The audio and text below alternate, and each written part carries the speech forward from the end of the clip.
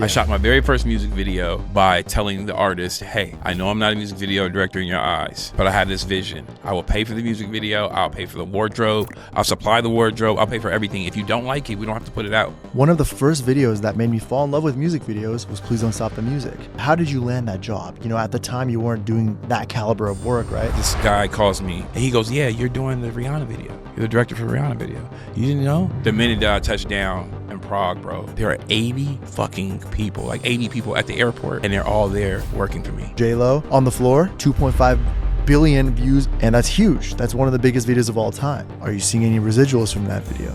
No. So 2.5 billion views, and you have not made a single dollar. Not since I got that first check. That agreed upon fee, flat fee. She would call me at 6 a.m. sometimes. Who, J-Lo? Like, J-Lo. She's like, Tosh, I have an idea. Wake up. Come to the gym. I'm at the gym. I want to hear something. We want to hear what your idea is about this. That shit got me in shape. She was a perfectionist. You see me pointing at the sneakers, bro. I want to talk about the sneakers. I'm creating contrast. I love for sneakers and what it means to identify with something that's on your foot. And when someone really gets it right and it feels like they know you.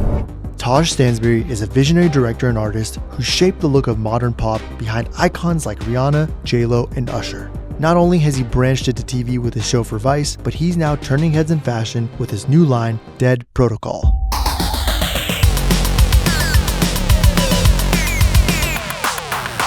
It's been sponsored by Dead Protocol.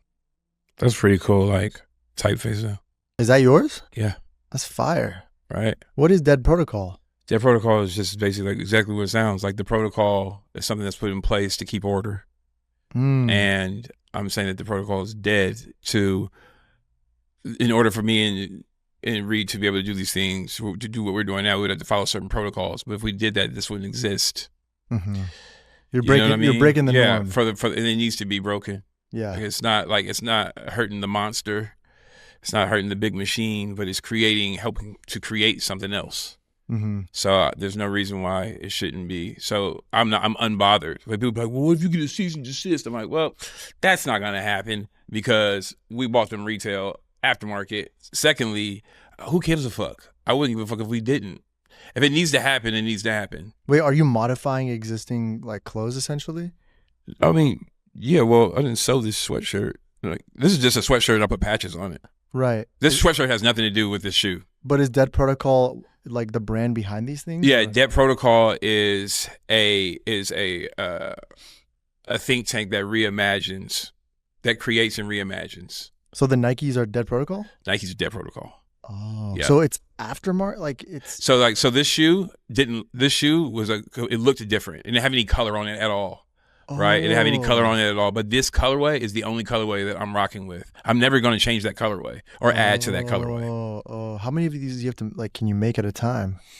Oh, we're going to see. I mean, like, we can't really judge it based on the ones that we made now because we were, like, making them with no drop date. We were just trying to test the product, and the product came out fire. Like, if I show you the render that I created in Photoshop, it's spot on. You wouldn't have cared about it. You wouldn't have raved about this shoe if I walked in here and you saw the shoe the way that it was. It didn't have the life. It was just meant to sell to the lifeless that want to fit in. You know what I'm saying? That's what it was made for. Gray, black, and white. No color. It's like, it's like about $100 for the sneaker. $100 for the sneaker. And $30 of that is just because it was associated with Bo Jackson. And these ain't even really the Bo Jacksons. The Bo Jacksons is the other ones.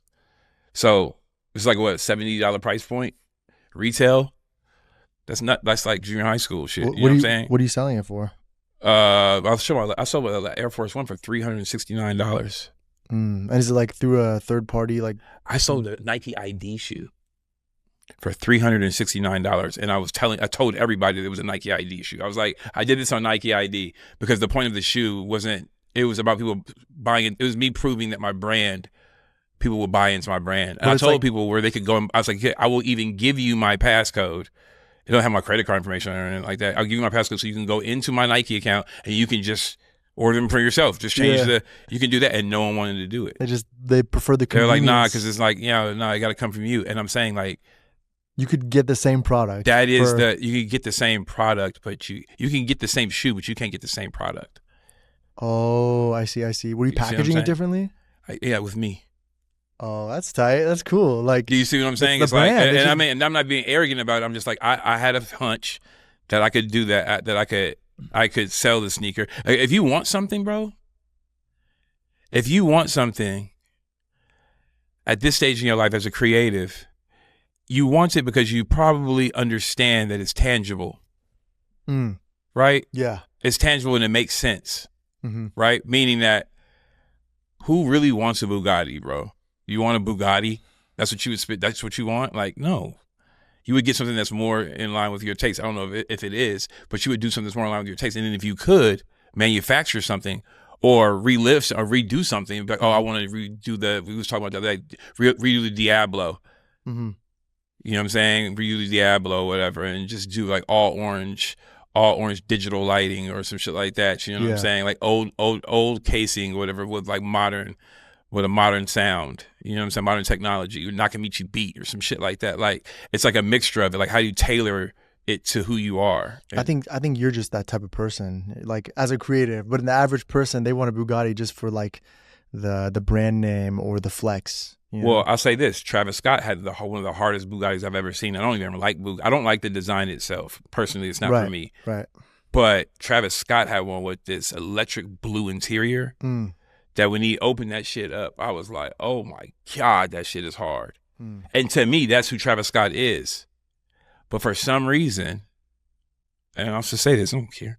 For some reason, I don't feel like there's been a sneaker yet that just hit it all the way with Travis Scott. And I have a few pair of Travis Scotts where I'm like, oh, okay. You know what I'm saying? And I don't know if it's due to him really just being in tune to music, and I don't know, like, where is like the matchup? Like, where does it match? And I feel like in order for something to match, you have to have as much control over it as possible. You know what I'm saying? And so at what point in chance are you going to get to show people who you are? Even with this sneaker, it's 90% me. It's 90% like me. There's some things I would change off the trainer in itself. Yeah, I see. You see what I'm saying? And so like, you have to take advantage of that. Do you think like even Jordan shoes aren't 100% who he is? Right. Like, that came from Tinker Hatfield. Right. And the guy before that, with the airship, you know what I'm saying? He's not gonna like it. That's that guy before that. I can't think of his name. It's okay. It's all right. But like, that's what I'm saying. It's like, on this journey, this creative journey, at what point can you say that you created something and had the power and the time and everyone's backs were turned? They weren't looking at you for this. And you did this thing really well. When Kanye first came out, you didn't know that he was going to do Yeezys. He was still excited about getting a Rockefeller chain. Yeah. And he was wearing polos and was just, you know what I'm saying? Like, you never saw this Kanye coming. Well, I'm not talking about today's Kanye. I'm talking about like the 2012, like super genius. Yeah. Everything's fire. You know what I'm saying? And I would say at that point, we could really see who he was. That's what I thought. Where people trusted him, where the public, where there wasn't so much scrutiny and so many things to distract him, because he still is just one person. I think that like, you got to pinpoint those times. And with me, I'm like, I have the experience. I trust my taste level. I'm unafraid of the decisions that I make without having to dissect why I'm doing what I'm doing. Sometimes I can just go based off a feeling, and that's enough logic for me. Just a feeling, if that makes any sense. So I'm like, I'm only going with these colors, and I keep saying that out loud. I'm telling the universe that I'm only going with these three colors: Volt, this hyper pink, you know what I'm saying, and then this blue. And the blue is the only thing that I feel like is subject to changing, and not the color, but like the range of blue that it is, because it represents mood. To create something like that requires a lot of confidence and self-belief. And I think with any brand, like anybody who starts a big fashion brand or whatever has their backs against the wall. People don't really see the vision until people start to adopt it and wear their stuff, right? Like Amiri, for example, you know, like he was just a guy making clothes in his garage, his parents' garage or something. And then all of a sudden he has one celebrity wear it, and then another one sees that celebrity, and then they wear it, and then it becomes like a chain reaction. All of a sudden Amiri becomes like a multi-million or billion-dollar brand, whatever it is, right? And so I'm just wondering, for you as a creative, and even I guess you could apply this to music videos as well. It's like, how can you trust your taste? Is it intuitive? Is it just intuitive? Are you thinking about how other people are going to respond to it? Like your shoe, for example. Well, I got to like it first. I got to like it. It has to feel good. The energy has to start like here. And like, before I showed it to Reed, I had that render. If I show you the date on it, I had that render that I created like 4 months before, at least 4 months before. Like, you know what I mean? But even then, it didn't act on it right then and there, because I'm like, okay, well, what's the plan? Like we're just not coloring books. We're not just doing stuff and being like, here, mom. Yeah, you know, do you ever notice that when you were a kid and every time you handed your mom a piece of artwork or something like that, it was the wrong time? Children are just like, here you go. Hey, you want to see something? It always feels like the wrong time. You know what I'm saying? And so as an adult, I'm more conscious of that time. What do you mean by wrong time? What does like that the mean? wrong time. Like, you know, you would color something. Okay. And then you would hand it to your mom. She'd be in the kitchen doing dishes on the phone, cooking. And you would children are just like, they're not aware of reading the room and when it's a good time or having a plan. Like, maybe I should wait to do this after dinner or whatever. That's what I'm saying. It's always the You're right. inconvenient time. But like as a creative, it's like, especially music video directors, our jobs are based on the timeline of something that was already pre-created, like a song or single, and when that's going to come out.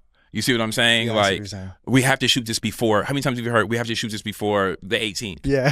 Right. But then we're being factored. Now we're now a variable in that timeline, and in that timeline, what they're hoping is that when everything comes together, it's explosive, and that's with anything. That's with any kind of brand, and you can't.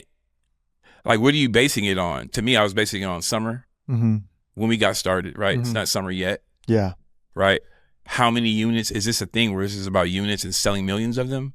No, it's not about that. This is about getting it to the right people, having a crazy seeding list, and making sure that we do our very best when it comes to the packaging. For anything that you touch in this, it should be something that you want to buy or steal. Yeah, I see.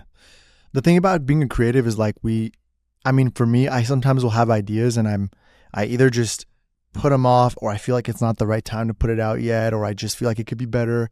And this perfectionism keeps me in this loop, especially if it's not a music video job where there's a hard deadline. Like you said, with the music video, it's like they'll tell you got to shoot it before the 18th. You got to deliver it before the 31st. Right. So no matter what, even as much of a perfectionist as you are, you have a hard deadline.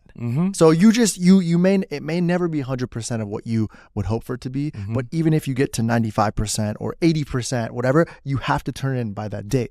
So for you, if you're creating your own product, your own, let's say, short film, whatever it is, at what point do you just say, like, are you ever satisfied? Are you ever at 100%? Like with the shoe? I'm satisfied with the progression because I'm not looking at hitting the end all be all. This is as high as it's going to go. Nothing's going to be iller than this. If that was the case, then we wouldn't be talking about it right now. And we'd probably be sourcing, working on our actual mold for our own sneaker, which I think is, if you look at all the things that I've been doing and the way that I move normally, this is what happens. I shot my very first music video by telling the artist, hey, I know I'm not a music video director in your eyes, but I have this vision. I will pay for the music video. I'll pay for the wardrobe. I'll supply the wardrobe. I'll pay for everything. If you don't like it, we don't have to put it out. Was that in the Bay? That was in the Bay. It was my very first music video for the team. The song called Patron, which I also mixed and mastered myself. Oh, so you produced too? Well, no. I didn't. But that was all they had then. You know what I'm saying? So yeah, in that sense, yeah. Wait, so they gave you the stems, like the vocals and? Well, I recorded it in my studio. It was a song that I was listening to over and over again because I was recording a mix just for it to sound decent for a radio mix. Back then, it was like, oh, you got to get it mastered too. That's going to cost a lot of money. You know what I'm saying? And so I've realized that the best way to get things done, when like a part of what your project it entails other artists in a collaboration, is to let them know they don't have to pay for anything. Yeah, of course. When you're starting out, that's the especially best. When you're starting out and you're independent, right? It's like, oh, cool, I got to pay for it. And not only that, right, when you thought that was the incentive, if you don't like it, we don't have to talk about it and it will have to come out. Yeah. So how about that? And all I need is your time and your presence. It's the best deal for a new artist. Best deal.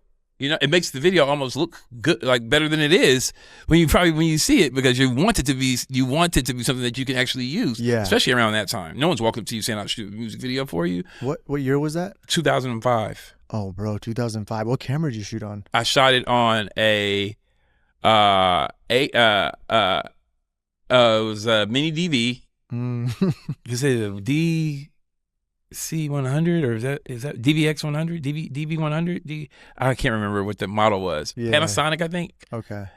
Yeah, Panasonic DV tapes. If you see them DV tapes, it's bad. It's like unless you're shooting something that you meant to look like DV, you know. But I was shooting something. I was inspired by Drop It Like It's Hot. But guess what I did? This is the the rich part about it. I put them on bicycles in the video. Part of the video, they were like on bicycles and stuff. Girls had their hats to the side. Yeah. Like I was a professional fan at the time. So a lot of the video, like nothing about this group says that they should be on bicycles. I don't think they've ever even had bicycles, like ever. You know what I'm saying? Yeah. But they were young too. We did it. But the thing that I wasn't paying attention to was Tell Me When to Go. Bernard Gorley, rest in peace, E40. Tell Me When to Go. One of the hardest videos in the Bay Area ever. Yeah, it's amazing. 5-day shoot, film, anamorphic, black and white, the hyphy movement, Bay Area finally being treated with some love, being blanketed with this 35 millimeter and this photographer that sees with his heart. Great. And we get to see the Bay for what it looked like. Even if we don't ever get a video like that again, we got Tell Me When to Go. Beat that. Yeah. I drop it on the same day as Tell Me When to Go. The video. You dropped your video the same day? Right. But you didn't even, was the song out, Tell Me When to Go, when you made the video? I didn't even know to even look for anything. I've never been in competition. I've never had to pay attention. I don't know anything. But E40 is a huge artist at the time. E40 is a huge artist. So was your artist, who'd you do for the game? It was for exactly. No, so, I'm just joking. Don't be offended by it, guys. The team. Clyde Carson, whose name is bigger, more known now than the actual team, because that was a long time ago. Yeah. So I'm saying in 2005. Main managed in Cass Kaiser, yeah. In 2005, were they on E40's level or? Well, they were coming up too. They were coming up. E40 was already a legend. Yeah. You see what I'm saying? Mm-hmm. He was already a legend. But that ended up being the video that we put in the glass case. That's the Mona Lisa music videos in the Bay Area. I would say that. I would say it comfortably. You know what I'm saying? Like comfortably. The video you did for the team, or no? The video, no, not the video. Different team. You gotta see the video too, man. Like, I want to watch it. Is it online still? Yeah. All right, let's pull it up. Yeah, let's pull it up. I'm gonna pull this up. It's called the team. It's called Patron. My boy Johnny Perkins, who I found online, was my DP. I found it right here. Yeah. Aviator Music Group, this one? Yeah, bro. That's my old logo. Now What Productions is a Johnny. Bro, it took 3 weeks for me to edit this, and I paid the editor by the hour. Impact. Impact.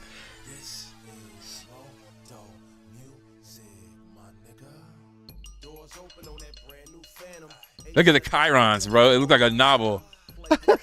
MySpace links. But what's funny is that if you look at the video, even though this is like me at my most amateur state, there's still nuances and things about this video that I still do today.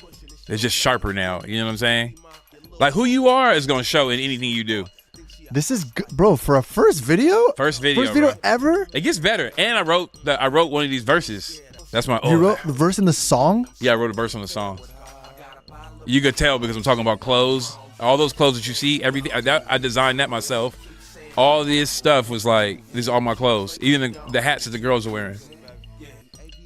Bro, and I just want to say Impact really is the worst font. It is the worst font ever. But it really looks okay. I blame Def Jam, bro. Def Jam did all those posters when people wasn't really doing artwork. It was like, this is the thing that you know is us. They would do Impact. And it was the black poster with the red writing, no matter who it was. You know what I'm saying? The only thing that changed was like the logo. Yeah. It'd be like Red Man, you know what I'm saying? But it was a pretty good marketing idea. I was so proud of this video, bro. Like, I was so proud. I promoted it so much, bro. Look how many views it has. 27,000? 18 years ago. It has 27,000 views? Bro, I would have cried if I would have known 20. That's a lot. Yeah, there's a lot. 20. No, I mean that would have been a lot to me then. Fuck yeah. So you go from 27,000 to 2.3 billion? Oh, we got to talk about that, bro. That's crazy. How old were you when this came out? I was 24. Taj Mahal was your director name? Yeah. Really? Wonder how I got that. So is your creative. real first name Taj? Like full? Full. TAJ. And was that inspired by the Taj Mahal?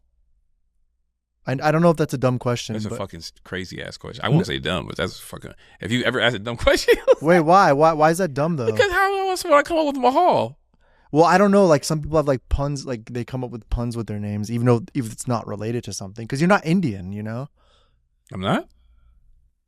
I don't think now you you're are. confused. There's no way you're Indian. We would have talked about this. It's not. I think it was the way that it was asked. No, I know what you're saying. I know what you're saying. Maybe it was a poorly phrased. Yeah, maybe it's poorly phrased, but I couldn't take that. I had to take the opportunity. That was just great. The exclusive. I had never been to the Taj Mahal, so here's the other thing too. Was it inspired by the Taj Mahal, or me just understanding that was one of the eighth wonders, or one of the wonders of the world? Which one is it? Which number? Do you remember? I don't know. I should know, and I don't still. And yet I used this 18 years ago. That's you know what I mean? I just want to be something, bro. I want to be something, and to be something in the beginning, you align yourself with the things that are something. Mm-hmm. So there's Taj Mahal. There's the exclusive king. There's all these things that I want to be, bro. Yeah. It's not about being it in the beginning. It's about harnessing that feeling that you can be it and just showing any kind of little inkling of light, any kind of like inspiration. Yeah, that's a good point. You know, I'm so curious. Like, this was 18 years ago. You shot your first video. You invested everything into it, right? Mm-hmm. You took care of the cameras and I guess whatever was involved with the studio stage, whatever rentals you had. You put together a video for free and you told the artist, there's no stakes here. If you like it, use it. If you don't like it, fine. So let's fast forward to today now. Everybody has a camera. Everybody has a 4K camera in their pocket. Everybody can now shoot ProRes, like on their iPhone. You have editing softwares that'll do a lot of the stuff for you. So like the barriers to entry are a lot lower, right? But if someone wants to break into the industry today, is it the same approach? Do they just go to an artist and say, hey, I want to shoot some stuff for you for free? Like, what's the new approach? I don't think that'll ever change. It's the supply and demand. That's just like making an offer people can't refuse. That'll never change. And it was based on something that I wanted and something that would be good for them too. That's the best deal. Is a deal that works out. Yeah, the deal that works out. Because even if they didn't put it out, even if they did it, right, I still would have had, with my personality, that would have made me, that would have encouraged me to go and find someone that will put the video out. Not only that, I would have been like, what's wrong with this video? What didn't I do right? And I would have been comparing it. I mean, you can see where I was referencing videos that I saw and everything like that. I saw some like drop it like it's hot in there. Yeah. Like, you saw like, it's like a wink of it. Like, you know what I'm saying? Like the way that it's set and everything. I don't know anything about lenses, mind you. I don't think we ever even switched lenses. I think it was like a fixed lens on this thing. It had to have been, right? Yeah, I think it had to have been. Like, you know what I mean? We had no diffusion anywhere. It was just like back the lights up or turn them down or like, you know what I'm saying? It was. That's so let's figure it out. Let's do all the things wrong this time. Of course. This way, right? Of course, dude. Right. So that way we can appreciate the things about it that are kind of good. There are some shots in there that I'm it's pretty fire. It's pretty cool. It moves well. Bro, I looked at my first video recently. It's so trash. We don't know anything about lighting. We just used what we had. Like, so your era when you were shooting was 2005. Mm-hmm. It was like the DV camera and fixed lens, whatever. I came up, my first video was in 2011 or 12. Like, I was shooting 2011 or 12 was your first video? I was like 17 or 18. Really, bro? So but it was like bullshit, bro. It was like a free, it's like a free video. Right. So my come up is me and my friends, it was like 3 of us or 4 of us. We had like this little collective group called Born Original.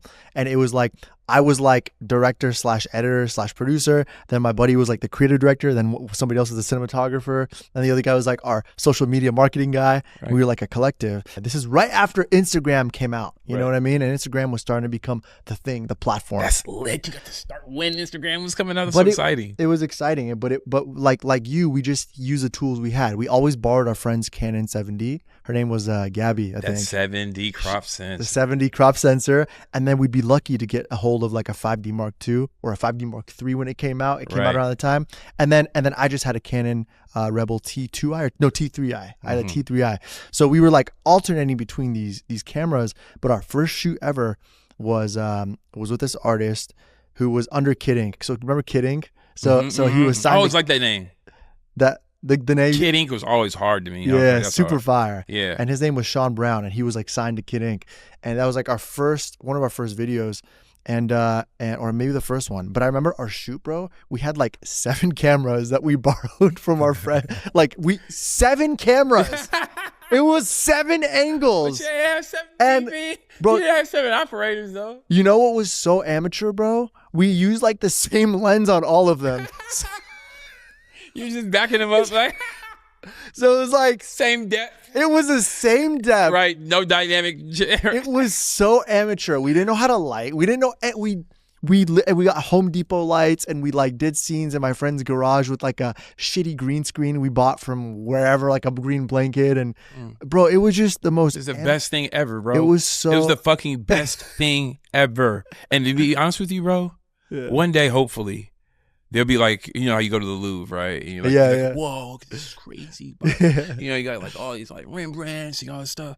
Like one day there'll be like something like digital, right? Like for us, people will be walking through there one day looking at these videos of ours that will look like beneath standard definition. Yeah. Right? And they'll be looking at them, and there'll be placards there or whatever it is, digital placards or whatever it is, right?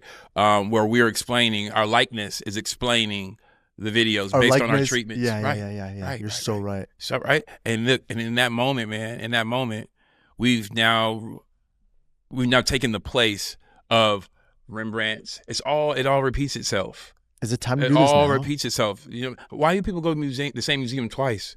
Right. Nothing's changed in the Nothing's Louvre, changed. man. Yeah. I've been there 4 times. Why have I been there 4 times to look at art? I'll be honest with you, don't have anybody look like me in there. You know what I'm saying? Any of these paintings, you would think that we didn't exist.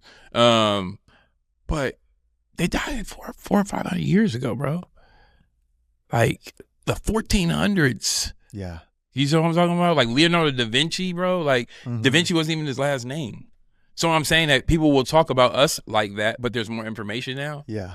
But like, where's like how valuable are we going to be? How important are we going to be? And I don't think that should be the question. I think the question is, are we going to be important? And the answer is yes, because you find that out the minute that you read these comments and see how many people that you've affected. Mm-hmm. You know what I'm saying? Like the biggest star that you shot has had a video that's failed.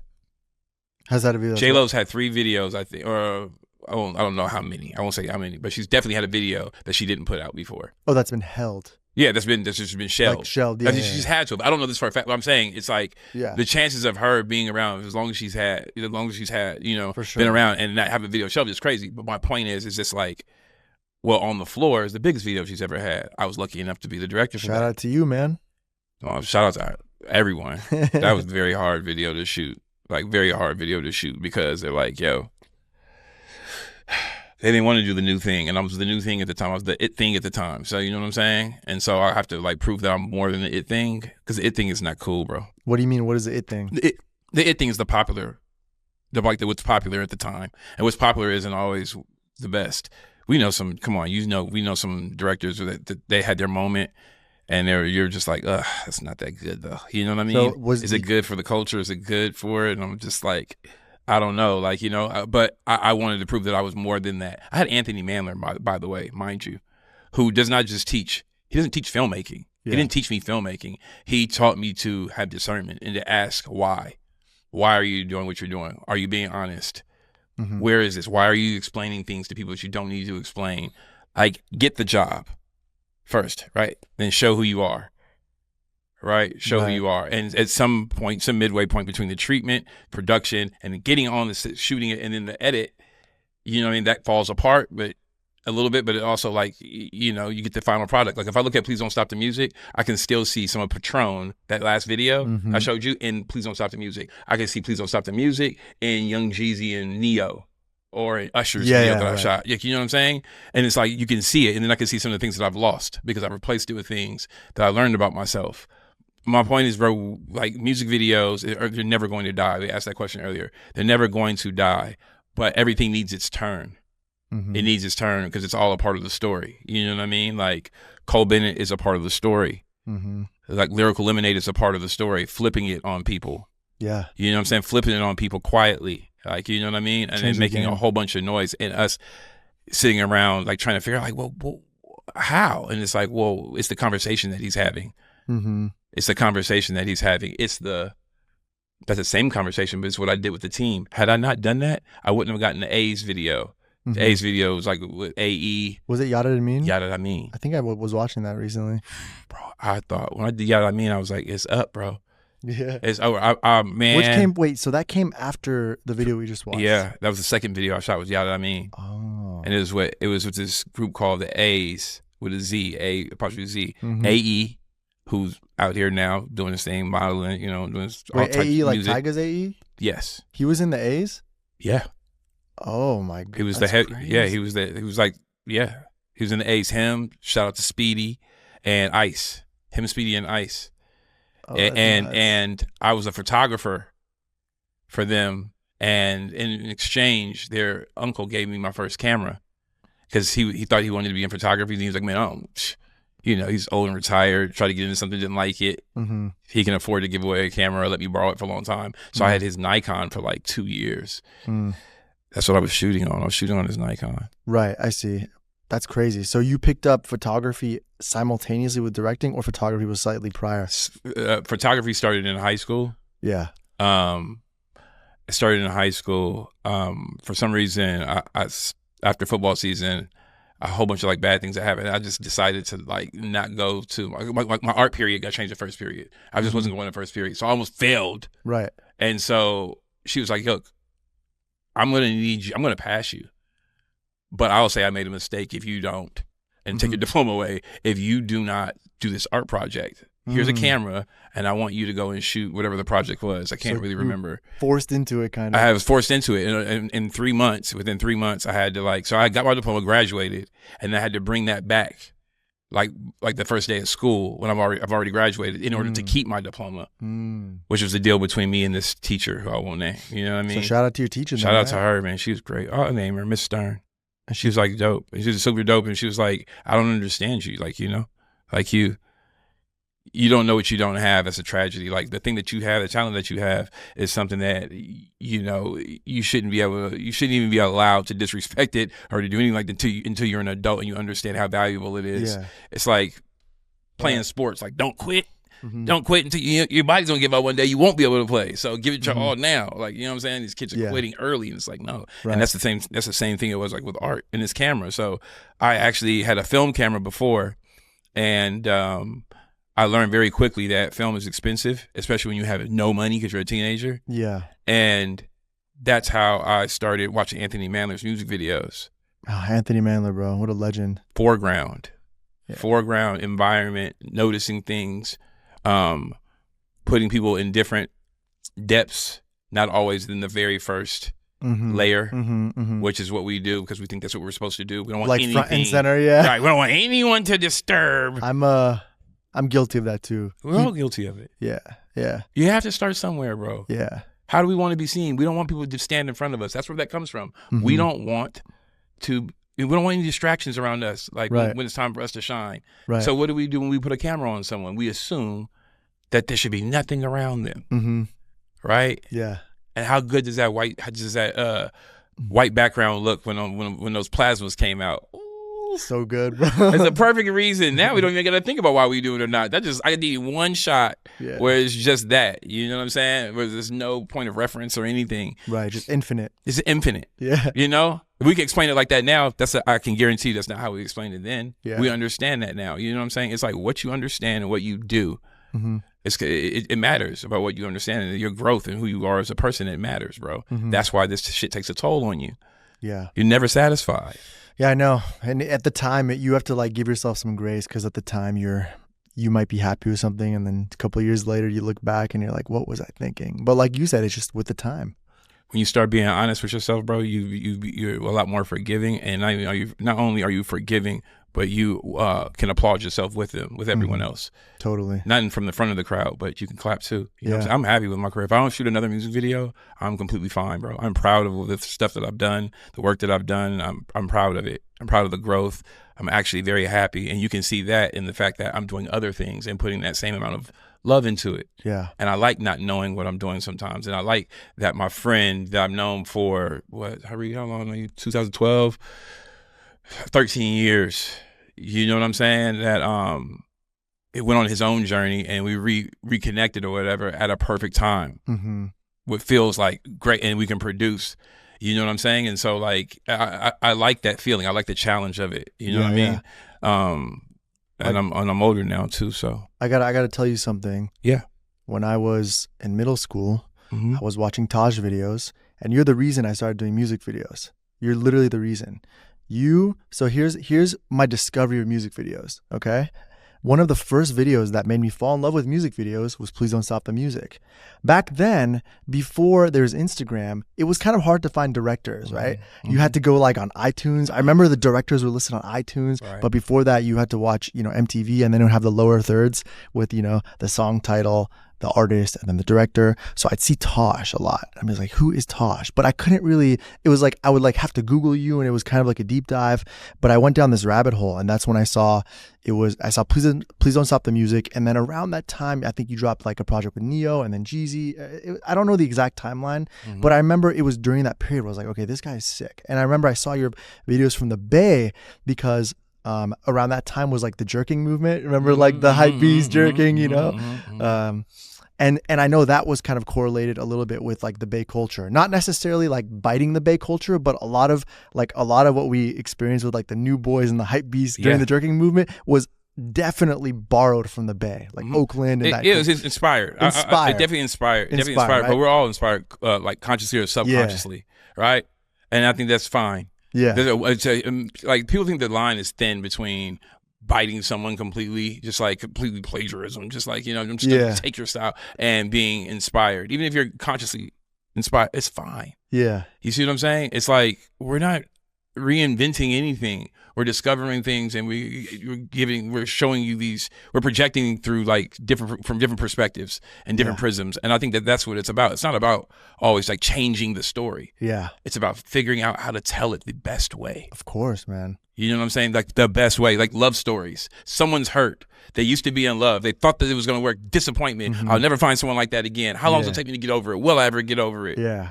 You know what I mean? And it's like at the base of it, it's like, there are some ingredients that will always exist in love stories. Yeah, right. People. Well, that's why you pioneered my interest in music videos, is because you were very good at telling emotional stories, at capturing emotion, and then portraying it in a very tasteful way. Like right now, the problem with music videos is we're in this like flash cut culture where it's all about cool camera transitions and crazy moves and this and that, but we're losing the essence of the story.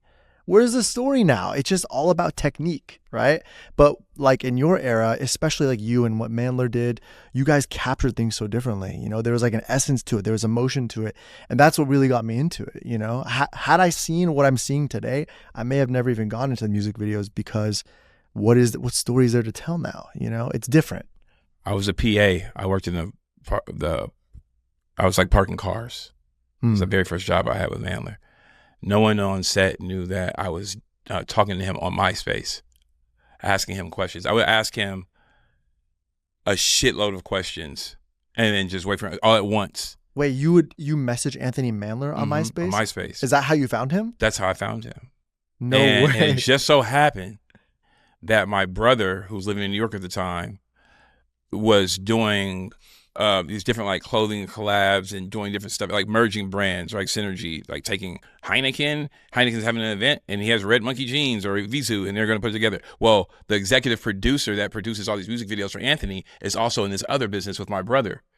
I went to a meeting with my brother, not even knowing that this guy is signed Anthony Mandler or they're partners. And he starts talking about he's like, all right, I got to go after their meeting. He's like, yeah, I got a video tomorrow. We're shooting. It was Kim, the artist Kim, K-E-M, soul singer or whatever. We're shooting Kim tomorrow. And my brother, looking out for me, God bless him, Bobby, he was like, can my brother work on the set? Because I bought a ticket out there and I didn't have any way to get back. You know what I'm saying? Wow. I was super depressed, bro. I was like really trying to like figure something out. I had $100,000 at the age, I had like $120,000 that I put all into these recording studios. Right? Like I've never had a problem believing in people. How old were you at the time? Too young to have $150,000, $120,000. But I had it. And I had hired someone named Darren Charles to act as if there was his studios and I was under him, because I knew that in Oakland and seeing me having my studio, I had one studio next to Green Day. Like, you said what? I had a studio next to Green Day. Oh, your studio was next to Green Day? Yeah, it was like A studio, B studio, C studio. I was B studio, they were A studio. You know what I Green mean? Day, and so I'm like, there's no way, there's no way anyone's going to allow us to do what I know that we can do based on where Oakland was, what East Oakland meant, and what we meant to Oakland. You know what I'm saying? It was like a lot of drama back then. I mean, it still is. It's Oakland. You know what I'm saying? And so I'm like, no one's going to let us in their commercial space. No one's going to believe in us. We're not going to be able to get sponsorships. They ain't sold no records, man. You know what I'm saying? So I hired this guy, Darren Charles, that had like an education, went to Stanford, and all this. So he stuff. became like the face of it, kind of. He became the face of it. Yeah. He became the face of it, and then and so yeah. But I'm just saying, I've always been used to. I understand how people feel about me. Okay. Or feel. I understand what may stand in the way, even if I don't believe in that thing. Like the team, I'm like, if I just say I want to shoot a music video for them, they're gonna say no. It's going to start off on a no because they don't want to spend the money. Yeah. So I have to stop them at the front door before they get to the front door. Right. I'm putting together the timeline, though. So you shot your first video. 2005 with the team. Then you did the stuff with the A's. And at what point did you message Anthony Mandler? I messaged Anthony Mandler when I was about to work on my third video. And my third video was for a kid named Neo the Gift. Not Neo the artist, but Neo the Gift. And he's one of the most amazing lyricists and artists to this day. Like, I can't figure out. If it was only, I know that it's not just based on talent, but if it was, I would be so confused why he's not the best. You know what I'm saying? Like, amazing. I actually just did an all AI video for him. Really? Yeah, like just less than a year ago. It was like 6 months ago. Damn, so you're dabbling into AI. We'll talk about that later. Yeah. But yeah. Yeah, man. So when did Anthony tell you when you reached out to him? Well, I knew I was about to shoot film for the first time, and I knew that there's a film count. I knew I didn't have the luxury of just things weren't even purely digital then, but DV tapes didn't cost that much. You see what I'm saying? The other one was a Panasonic Vericam. So like, you know, you're shooting on these huge tapes or whatever it is, but they're inexpensive too. They're like beta tapes damn near. Yeah. You know what I mean? So I was like, I'm shooting film now, and I'm scared. I'm a little nervous because I'm working with a new producer who's been doing this for a while, and he's been turning me down for every single thing that I think that I need. No, you don't need that. I call it anaphobic. I was like, what's anaphobic? Oh, yeah. Trying to say anamorphic. Yeah. He's like, bro, you can't say it. You don't need it. You know what I'm saying? Oh, that's what he said? That type of thing. He's that type of guy. You know what I mean? And all those things are good for me then because, you know, we're producers like that. But I was like nervous because I didn't feel like I had control like I did over my first two videos. Right. Having control is a big thing. Even if you don't know what you're doing, if it's your set, then you can figure it out. And if shit's fucked up, then you're the person that can say everything's okay. But this guy changed it. He was like, no, I'm the executive producer. I make sure everything's okay. You be creative, and I make sure that you have the tools that you need. But he recognized I hadn't really done that much. This is for the Neo the Gift video? For the Neo the Gift video. And this had a little bit of budget to get that executive? Yeah. Neo was it the Gift. Anthony's producer or no? You said what? Was it Anthony's EP who produced it for you? No. Okay. No. Anthony was giving me a paragraph at the most, but it's always very good information. But for Neo's video, because, okay, I had been talking to him before, but it was in Neo's video that he called me.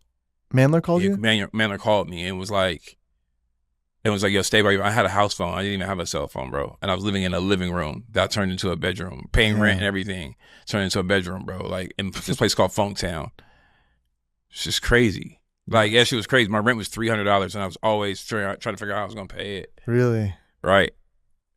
You know, mind you, I lost all that money in the studios. The studio stuff, that was in like 2002. I started that in 2002. So it started losing money immediately. Like, shit was like falling like a bad coin. It was like, so it only took me it took me like 3 years to completely be like, I can't pay my $300 rent. Really? Yeah.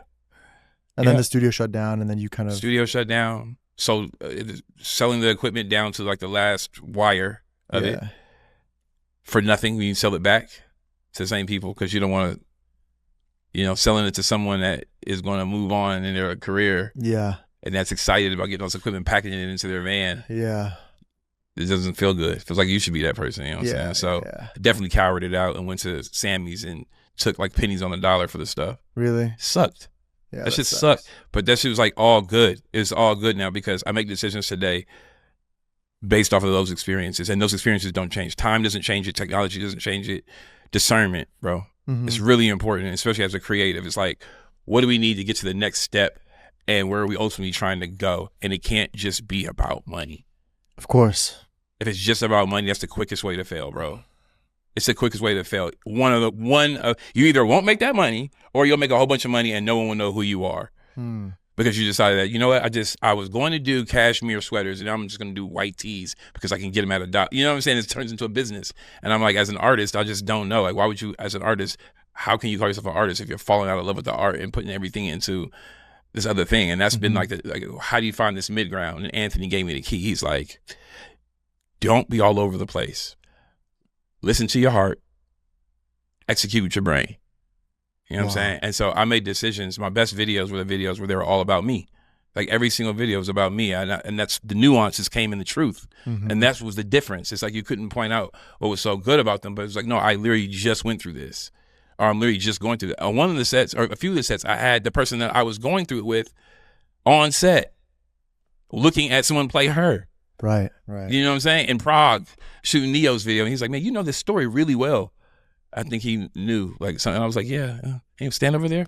You know what I'm saying? And I'm trying to get through this. And I'm trying to show her like, you know, that I fucked up and I'm trying to, you know, like it's like. Because it was you infused your life like into that video. My actual life. Right. As it's happening. Right. You know what I mean? And because I was insecure about not going to film school. Everyone around me goes to film school. The DP went to film school, and he worked with, you know, this person over here that shot on the whatever camera out in Italy, and they have all these stories that you hear on set. I don't have any of them stories. Right. And the stories I do have that are successful, they're only going to be appreciated where I'm from. If you know, so if you know what I mean. So I'm just like not. Yeah, and I'm like, yo, but I am this. I probably don't come from the same place, but I want it just as bad. And so how do you show that? I remember I was, you know Ev? Yeah. Ev Solomon. Yeah. Who don't know Ev? Of course. So Ev was my boss. Ev was my boss. And what was he doing? He was an AD. Still. And I was a PA on Anthony's sets. And he was a second AD. Mr. Morales was his first. And I was sitting there at lunchtime and I was like, yeah, man, I'm going to be a director soon. And he was like, man, you got to chill, bro. Like, you know, you got to, I'm like, nah, y'all don't know, bro. Like, y'all don't know what I've been through, bro. Like, y'all don't know what I've been, just because I'm a PA, I done already lost it. Oh, I'm just willing to come here and do this shit. Like, you know what I'm saying? Like, man, like, if I want something, I'm going to go and get it, bro. If I really want something, I'm going to go and get it. So at a time when you were so new to the game of filmmaking, like, what influence would you say Anthony Mandler had on you and your work? The fear factor, pointing out where I was afraid. Like, why do you keep doing this thing? Why are you always on 50 mils? It's medium. So there's 50 millimeters, right? You know, the mid shot. You don't have a lot of depth of field. You know what I mean? It's kind of like what artists fall in love with. They fall in love with it because the wider you go, the better aesthetic, the sharper you have to be in terms of like composition and aesthetic. There's more in the frame, right? The tighter you go, the better you got to be at beauty and understanding bone structure and like in the eyes and cropping and everything to actually get that emotion. So what makes a amateur director comfortable? The 50 mil. So you'll see a lot of shots are medium to mediums, and they're just cutting, and that's because they're running from. And they're afraid of that change that needs to happen, the responsibility that comes with changing lenses. This is how much I don't think people understand, even with you, bro. I don't think people understand how much time I put into this. Like, from being afraid to not feeling like, oh, I was going to make it, to having Anthony Mandler, who apparently doesn't mentor anyone. Everyone else has come from Hype Williams. They've come from, but I don't have that. I don't have anything in common with anybody. Yeah. So then you guys just stop having this shit in common with people then, bro. Yeah. So I'm like, I'm just going to do this my way then, bro. And then you get this, I'm going to figure this shit out. Yeah. You know what I'm saying? That hunger. And I figure this shit out. You had that desire to just. Yeah, bro. And I'm going through shit too, bro. I can't even get my own life together. And this thing is taking me all over the world. Like, you know what I'm saying? And I'm like, every job, I'm like, I got it over. I got to the next one. It was like, until it was like, no, bro, this is your life. Like, this is, you just came through a different prism. You got the education. You just didn't get the certificate. You didn't get an education the whole time. So let's jump ahead to your big break. The Rihanna video, Please Don't Stop the Music, was your first big video, right? Yeah, it was my first big video. And what led up to that job? How did you land that job? You know, at the time you weren't doing that caliber of work, right? I shot this video for Tracks a Million in the Bay Area. Tracks a Million, rest in peace. The Jacka, rest in peace. San Quinn, and Hustler, who was in prison at the time. Mm-hmm. And it's called From the Hood. With the exception of Jacka, none of them was from Oakland. Okay. So I was just happy that I got the job, but I put all the money every job I got, it had a little bit more money. And I put it all into the video and took some risk. And I was like, I'm shooting black and white. I'm shooting film. I'm anamorphic. And I'm got no permits, no nothing. And I'm just gonna and I've been taking a lot of photos of people and getting that money. So you were reinvesting. You kept reinvesting. Yeah, I was shooting like models. I was working with even pimps. Wow. I was working with pimps. I'm just saying it, bro. I don't care. Like I was like working with what were you doing with the pimps? I was working with pimps. That was like, yo, shoot my girls for me, bro. And they like to show off money. And so I was like hitting them for like even more money. I was like where I would charge like 300. I was like 1,000. And were they? And they would be like, whoop, whoop, whoop, whoop, and just pay me. And I would just shoot them like, for like whatever. Like, but you know what? They stopped hiring me because I started shooting them like they were like models. Like, and they're like, nah, bro. Like, I'd be like, yeah, it's just like, look out the window. And they didn't want that because they didn't want that. They're like, no, bro. But you know what I'm saying? But it was like, if you don't know if they're happy, if the girls are happy with it, you don't really know. So you kind of got that going for you too. It's like no one knows anything. All I know is that like that you guys love talking about money, like spending money. I'm from Oakland. I know the lingo. So and I have this camera, and this is quote unquote as bad as it sounds, as dark as it sounds, your product. And I'm the person that you keep coming to that's reliable because I need the money. Mm-hmm. I need the money to invest it. So I did that with Tracks a Million. And bro, I mean, we were like in the middle of San Francisco, Chinatown, and they're all popular rappers, bro. Like they're like all like the biggest rappers in the Bay Area at the time, bro. You know what I'm saying? And like everywhere we went, there's 100 people, no permits, but we looked so crazy that the cops never said anything. Really? Never said anything, bro. At one point, they just blocked some stuff off for us and was like, you need some room to shoot this? Because I wanted to shoot from the middle of the street. What? Yeah, they didn't know. They didn't think to ask, bro. But it's also because there's this other thing looking out for us. When you I really truly believe that, bro. There's this other thing looking out for you when you really want to do something. You know what I'm saying? It doesn't count as breaking the rule. Breaking the rule would be to stop you from doing this thing that you have no other way to do. But you're saying the universe. Yeah, God, universe. Yeah. Like, there's something. There's no way how you get away with that. If I try to do that shit today, shut down within seconds. Seconds, bro. Especially no in LA, way. bro. Get out of here, bro. You just being cheap. Like, you know what I'm saying? Like, yeah. No, you can't do that. Now you can't do that. Was the Bay less strict about those things? I never had any experiences in the Bay at like. It was different because when I went back to the Bay to shoot videos after I had already quote unquote made it, I had my big break. Mm-hmm. Well, I was the first person to do that from the Bay Area too. Right. That looked like me. Right. Shout out to Dave Myers, you know what I'm saying? So who's from Berkeley. Right. But that's a whole nother generation. So when I came back, people was just letting me shoot in their restaurants, letting me do anything that I wanted.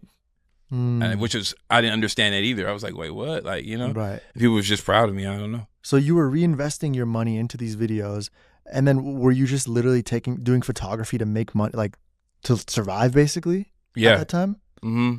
And then you basically kept grinding it out, and then they saw that video you did in the Bay, and Rihanna's people reached out to you? I sold my car too. Wow, you sold your car. Sold my car. My mom had a van. That shit didn't go over 40 miles per hour, but I was shaking. But I used the van, sold my car because it didn't have a lot of space in it. My mom had a van, and even though it didn't go, it was like on its last leg, I could store stuff in it. Mm-hmm. So it made more sense to me. That makes sense. I mean, yeah, for what you had to do. Right, and what selling my car will get me. What I'd probably get for that car, like maybe $3,000, maybe. Mm-hmm. I don't know. I'd probably less than that, being generous. Like whatever it was, I'm like, yo, that will get me 2 days of shooting. Because the goal, mind you, we haven't talked about that, is to get signed. It was to get signed so that I can work for, because I realized that working with it was a monopoly. It was like to work with a major label. They had this thing called commissioners. Commissioners work for the label, and then the liaison between the production company, who has the director, and the artist. Mm-hmm. Who the label is with. You know what I'm saying? Got it. So you were unsigned at the time. I was unsigned. I had 3 videos now, bro. Yeah, what I mean? What is it? 4 videos. 4 videos now, bro. Still not signed. And I haven't shot another video either. So like my formula for shooting more videos is like, yo, promote the hell out of this one, put your name on everything, and then another independent artist will come. That's like the hustle. You know what I'm saying? The more eyes, the up the chances. And then that stopped happening for some reason. And I had these 4 videos, and I sent them to everyone, every production company. You can name all of them. Did you email them, or how'd you? I was like sending them links. I was sending them links to the videos. But like, what was the email? How'd you reach out to them? Yeah. Through email. Through email. I would like go on their websites, and this is when they were using like what was it before it was HTML? It was whenever if you use this, it was like crazy. Not JavaScript, right? It was like JavaScript. I can't remember the name of Flash. Flash. Flash, yeah. Like if you use Flash, it was like, oh, using Flash. I remember that. It was crispier, all that shit. You know what I mean? I remember that, yeah. And so like my mindset was I'm gonna send my videos. It's not even a reel. I'm gonna send them all with these links to the emails that have the what's it called? Flash. Yeah. These flash sites. Because I was fascinated with the way it looked. No one responded, bro. I've reached out to 32 companies. No one responded. Not one company, bro. Nothing. Who'd you reach out to? The EP's founders? Whoever's email was right there, like for contact. A lot of them was like fuck off emails, like info at hi at so and so. Like we know you're gonna try to reach out to us. We are not interested. We have Joseph Kahn and Hype Williams or whatever. They're doing just fine, but we have to like, you know what I'm saying? It was like that type of thing. And then, bro, I'm walking out the fucking door to go to my first. It's not my first day of junior college, but I need to just do something. I need to find something to do. Right. And so my mom's on me like, this thing's not working out for you. Maybe you should just come and work for me or come and do this. And I'm like, no, I got this. I'm going to figure it out. I'm walking out the door, bro. Mind you, no cell phone. And my house phone rings. I answer the phone. That was crazy. Like, he's like, damn, fuck. I want to talk about this shit. This is fucking crazy. I'm excited, bro. Big moment. In the house, bro. To answer the phone. So you're out the door. I'm walking out the door, bro. Here on. Go behind the mic. And I hear the phone ring. And okay. I'm like, fuck, let me just go answer the phone, bro. I don't know what made me go back in the house. I can't remember how it felt. It was a long time ago. But I went back in the house and ran back in there to answer the phone. Yeah. Answered the phone, and it was like, hey, Taj. And I never heard his voice before. It didn't sound familiar. I don't get a lot of calls. You ain't a lot of chicks that want to call your fucking house phone. Yeah. You know what I'm saying? So I'm like, yeah. He's like, hey, this is Lou Miguel at Box Fresh Pictures. Box Fresh. Oh. That's the #1 company that I wanted to be signed to. Wow. And I was like, hey. And in my mind, I'm thinking, oh, they want me to PA somewhere? I didn't know that. Lou Miguel, isn't he the owner of the company? He would call the lowest on the total, or what was considered. Yeah. It didn't make sense to me, but I was like, okay, I don't know. Right. And he's like, hey, I'm sitting here. I want you to meet a few people. And they're all on speakerphone. And he's like, names all these people. And he was like, and I got a question for you. And I was like, yeah. He's like, would you be interested in being a director for the rest of your life? I was like, huh? And he's like, we want to sign you. Oh my God, bro. Oh, I didn't even go to school that day or ever after that. I was just like, bro. That's so dope because they had every big director. Who was signed at the time? Everybody, bro. Anthony Mandler, Nabil, Vashti Cola. It was just like just went on and on. It was like everyone that I wanted to be associated with at the time. Where I knew where I wanted to be my own person, but like I see how this shit's working now. So I'm like, this is where I want to be. So then I didn't expect them to reach out to me. I thought that was gonna be the last. But it gets deeper than that. It gets deeper. They sign me. Fly me out there. Give me a check for $5,000. They paid you? I signed the contract, bro. Because I signed the contract without even looking at it. It's better. It's the only contract that I ever felt comfortable signing. I've signed so many contracts, bro, in my career now at this point for TV shows, all types of shit. And like, I have an attorney now and stuff like that. But like, then I have anything. It's the most comfortable I ever felt. It's going to be better than whatever I'm doing now. It's going to be better, man. You know what I'm saying? So, boom, sign it. I'm on the set of Beyonce's To the Left, Irreplaceable. When I signed my contract. Oh my God. I signed my contract, right? I'm like, while I'm here, do you guys want me to do anything? Because I'm just so grateful. And they're like, you know what? Beyonce's assistant or whoever was working on she's ill. She went home. you want to just fill in for her? You just got to sit next to B, and she asks you for something, just get it for her. I was like, okay.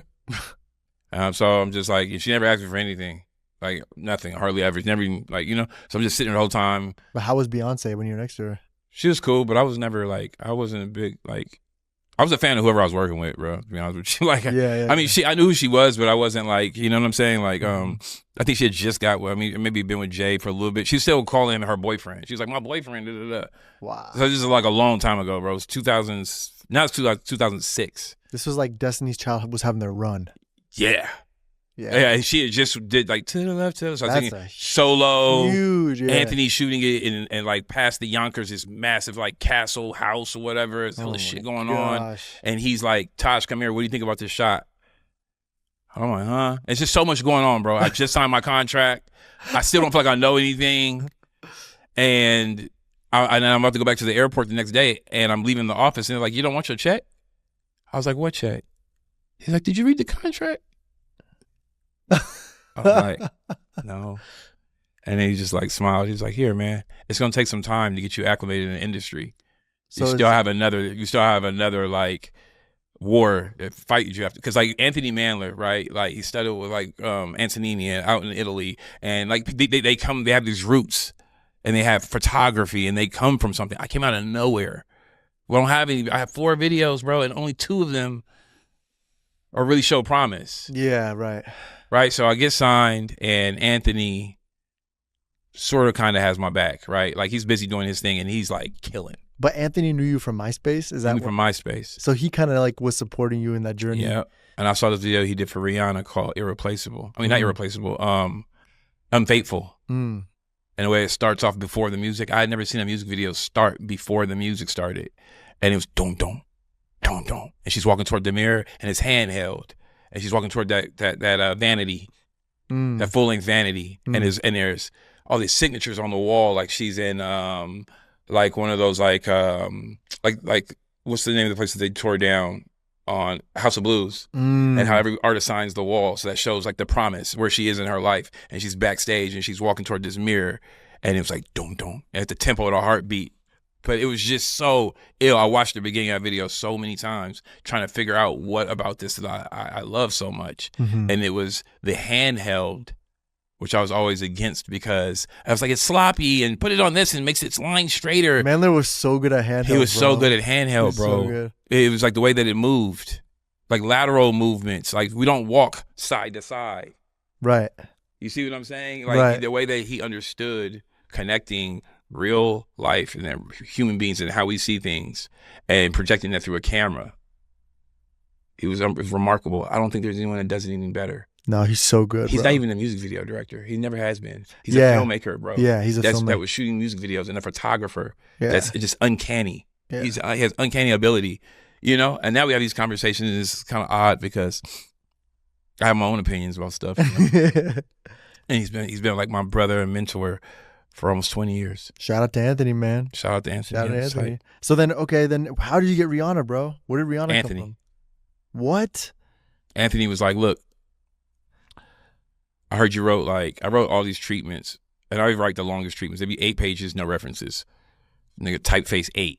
I'd be like, and then he gonna look down, he gonna see some water. Now the water is about this low, and I was just explaining things in treatments that no one cared about, bro. Yeah. And I because I was so scared of leaving out details, right? Do anything out of fear, you're gonna overdo it, underdo it. But back then, treatments didn't even have visuals like that, right? It was just text. How would I know?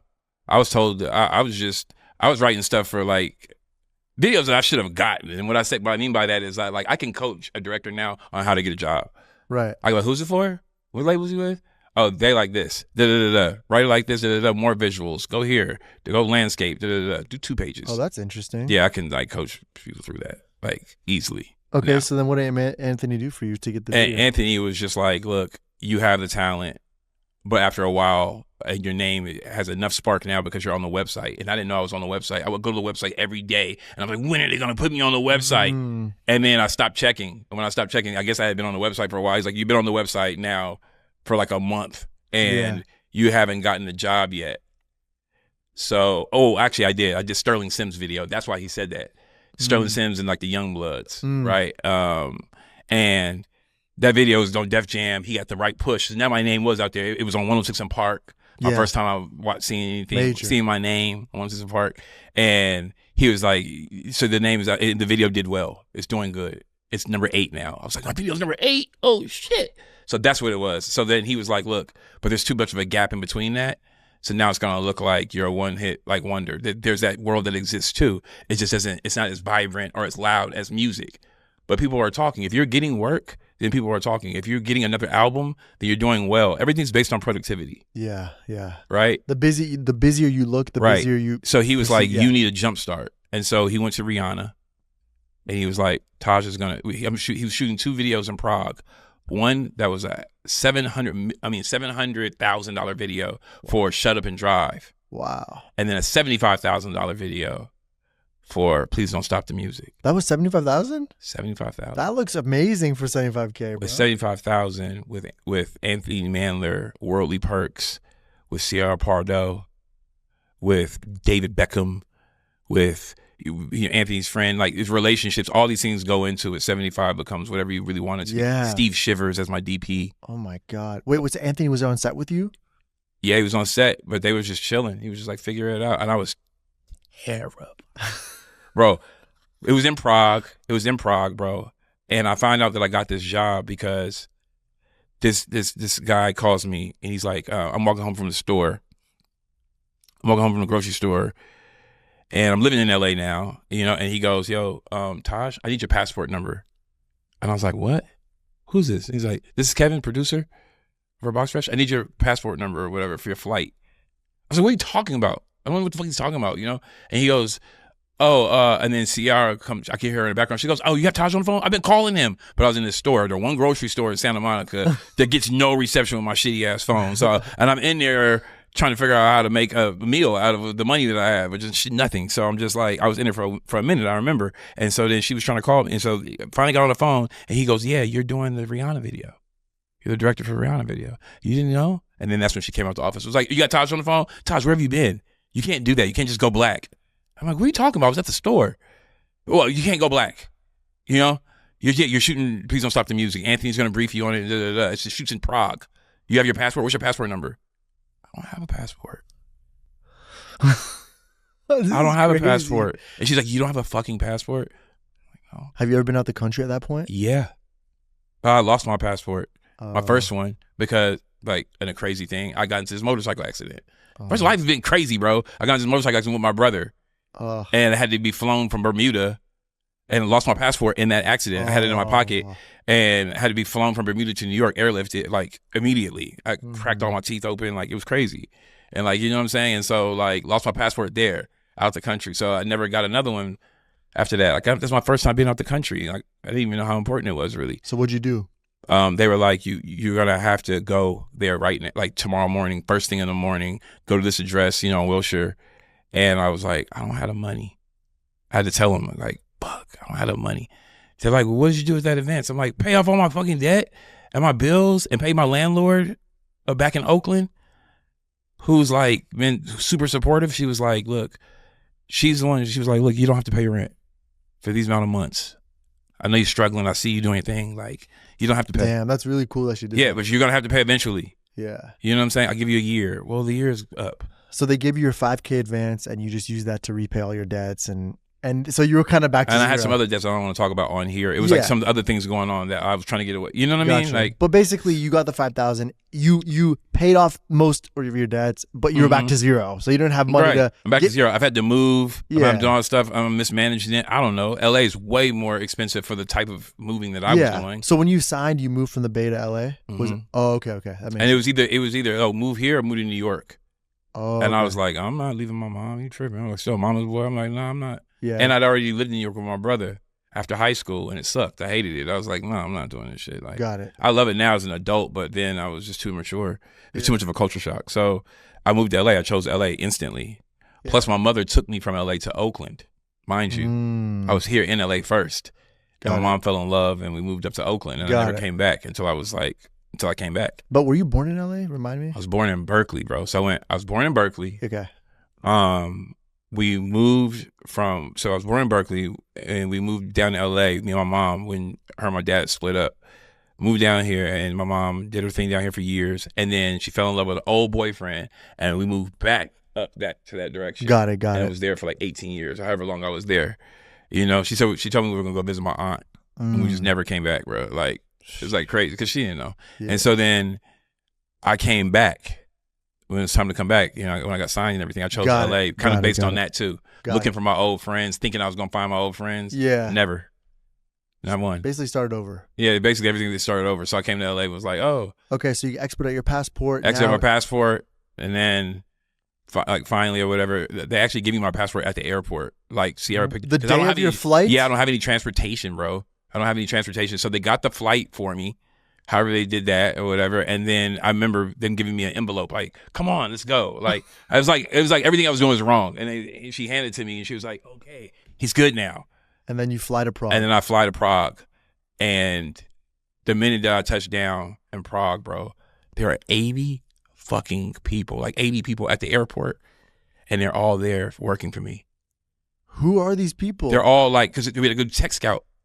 Same day I landed. So your crew was there, your producer. Crew was there. I didn't even get to pick the location. The location was already picked. Who picked it? I don't know. It was already picked. It was like and it was like the video for the song that they didn't think was going to be the biggest song. Wow. So my little video ended up being huge, winning awards, and the song was massive, and Shut Up and Drive didn't do as well. I want to watch it with you. All right. I want this is the video that made me discover you. Which is crazy. Shit. It's crazy hearing the backstory about it. So it was crazy. So you think I'm gonna go through all of that and then give up on some fucking shoes or some shit? Like, no. This video is so fire, bro. That's my brother driving the Oh, really? In the beginning? In the beginning. I didn't know this was Prague. That's crazy. That's my first time shooting on 100 mil. 100 mil lens? Using 100 mil or anything basically over 75. Oh my God. This is where I was like, oh, we here to stay. Right here, bro. You said what? What Steve Shivers did with this little Dito. Oh, with the light on, little the Dito light, camera bro, light? and a piece of aluminum foil into the mirror, and the mirror projected back 50% onto her face like that. When I realized you didn't have to light her all the way to make her beautiful, bro. Like, you're lighting the situation, you're lighting the mood. She's a part of it. What's interesting is with this lighting on Rihanna, you like broke some rules.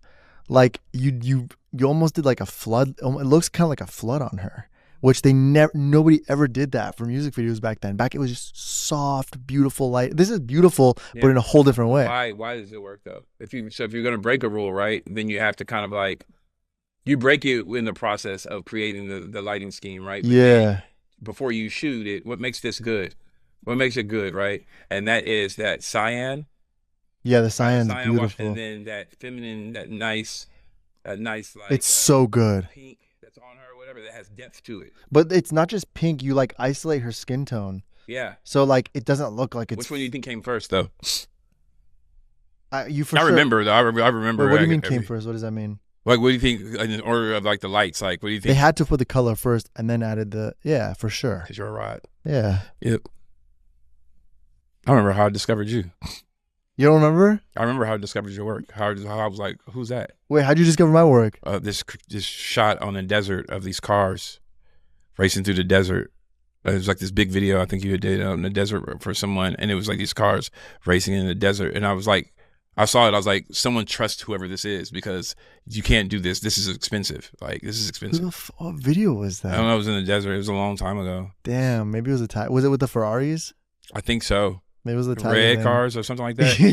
Yeah. But I just remember it was shot. There's like 100 of them, right? It was shot well, and it wasn't dependent on the crane. Like, I can tell when something's dependent on the crane. I look at like the horizon lines. I'll be like, oh, they don't know what they're doing. But like, I was like, no, this person's good. I'm like, who is he? Because I'm still in the competitive mode. Like, who's that? You know. That's crazy. You know what I'm saying? So I love this video, bro. I just love the flood you did here. The teal is probably one of my favorite looks of all time. It's like you just don't see woman lit like that anymore, you know? It's true to the club, though. It's true to the club. It's true to the club. Like, there's nothing worse than watching like sitcoms or watching TV shows, and they're in the club, and you can see everything. You're like, bro, why is she so bright? Yeah, it's too bright. I never understood that. Like, you know what I mean? So it's like, create the shadows first. Okay, now I can tell you're in Prague because everybody's white. Yeah. And that was the other thing too. I was like, wow, we can't even see the outside of the club. Like, you know what I mean? Yeah. So did they want to pretend like it wasn't in like did they want it to people to think it's in America, or did that not matter? It was just in between. Just like, you know what I mean? Like, Oh, it was like whatever. Like, this is a club video. It's just about people.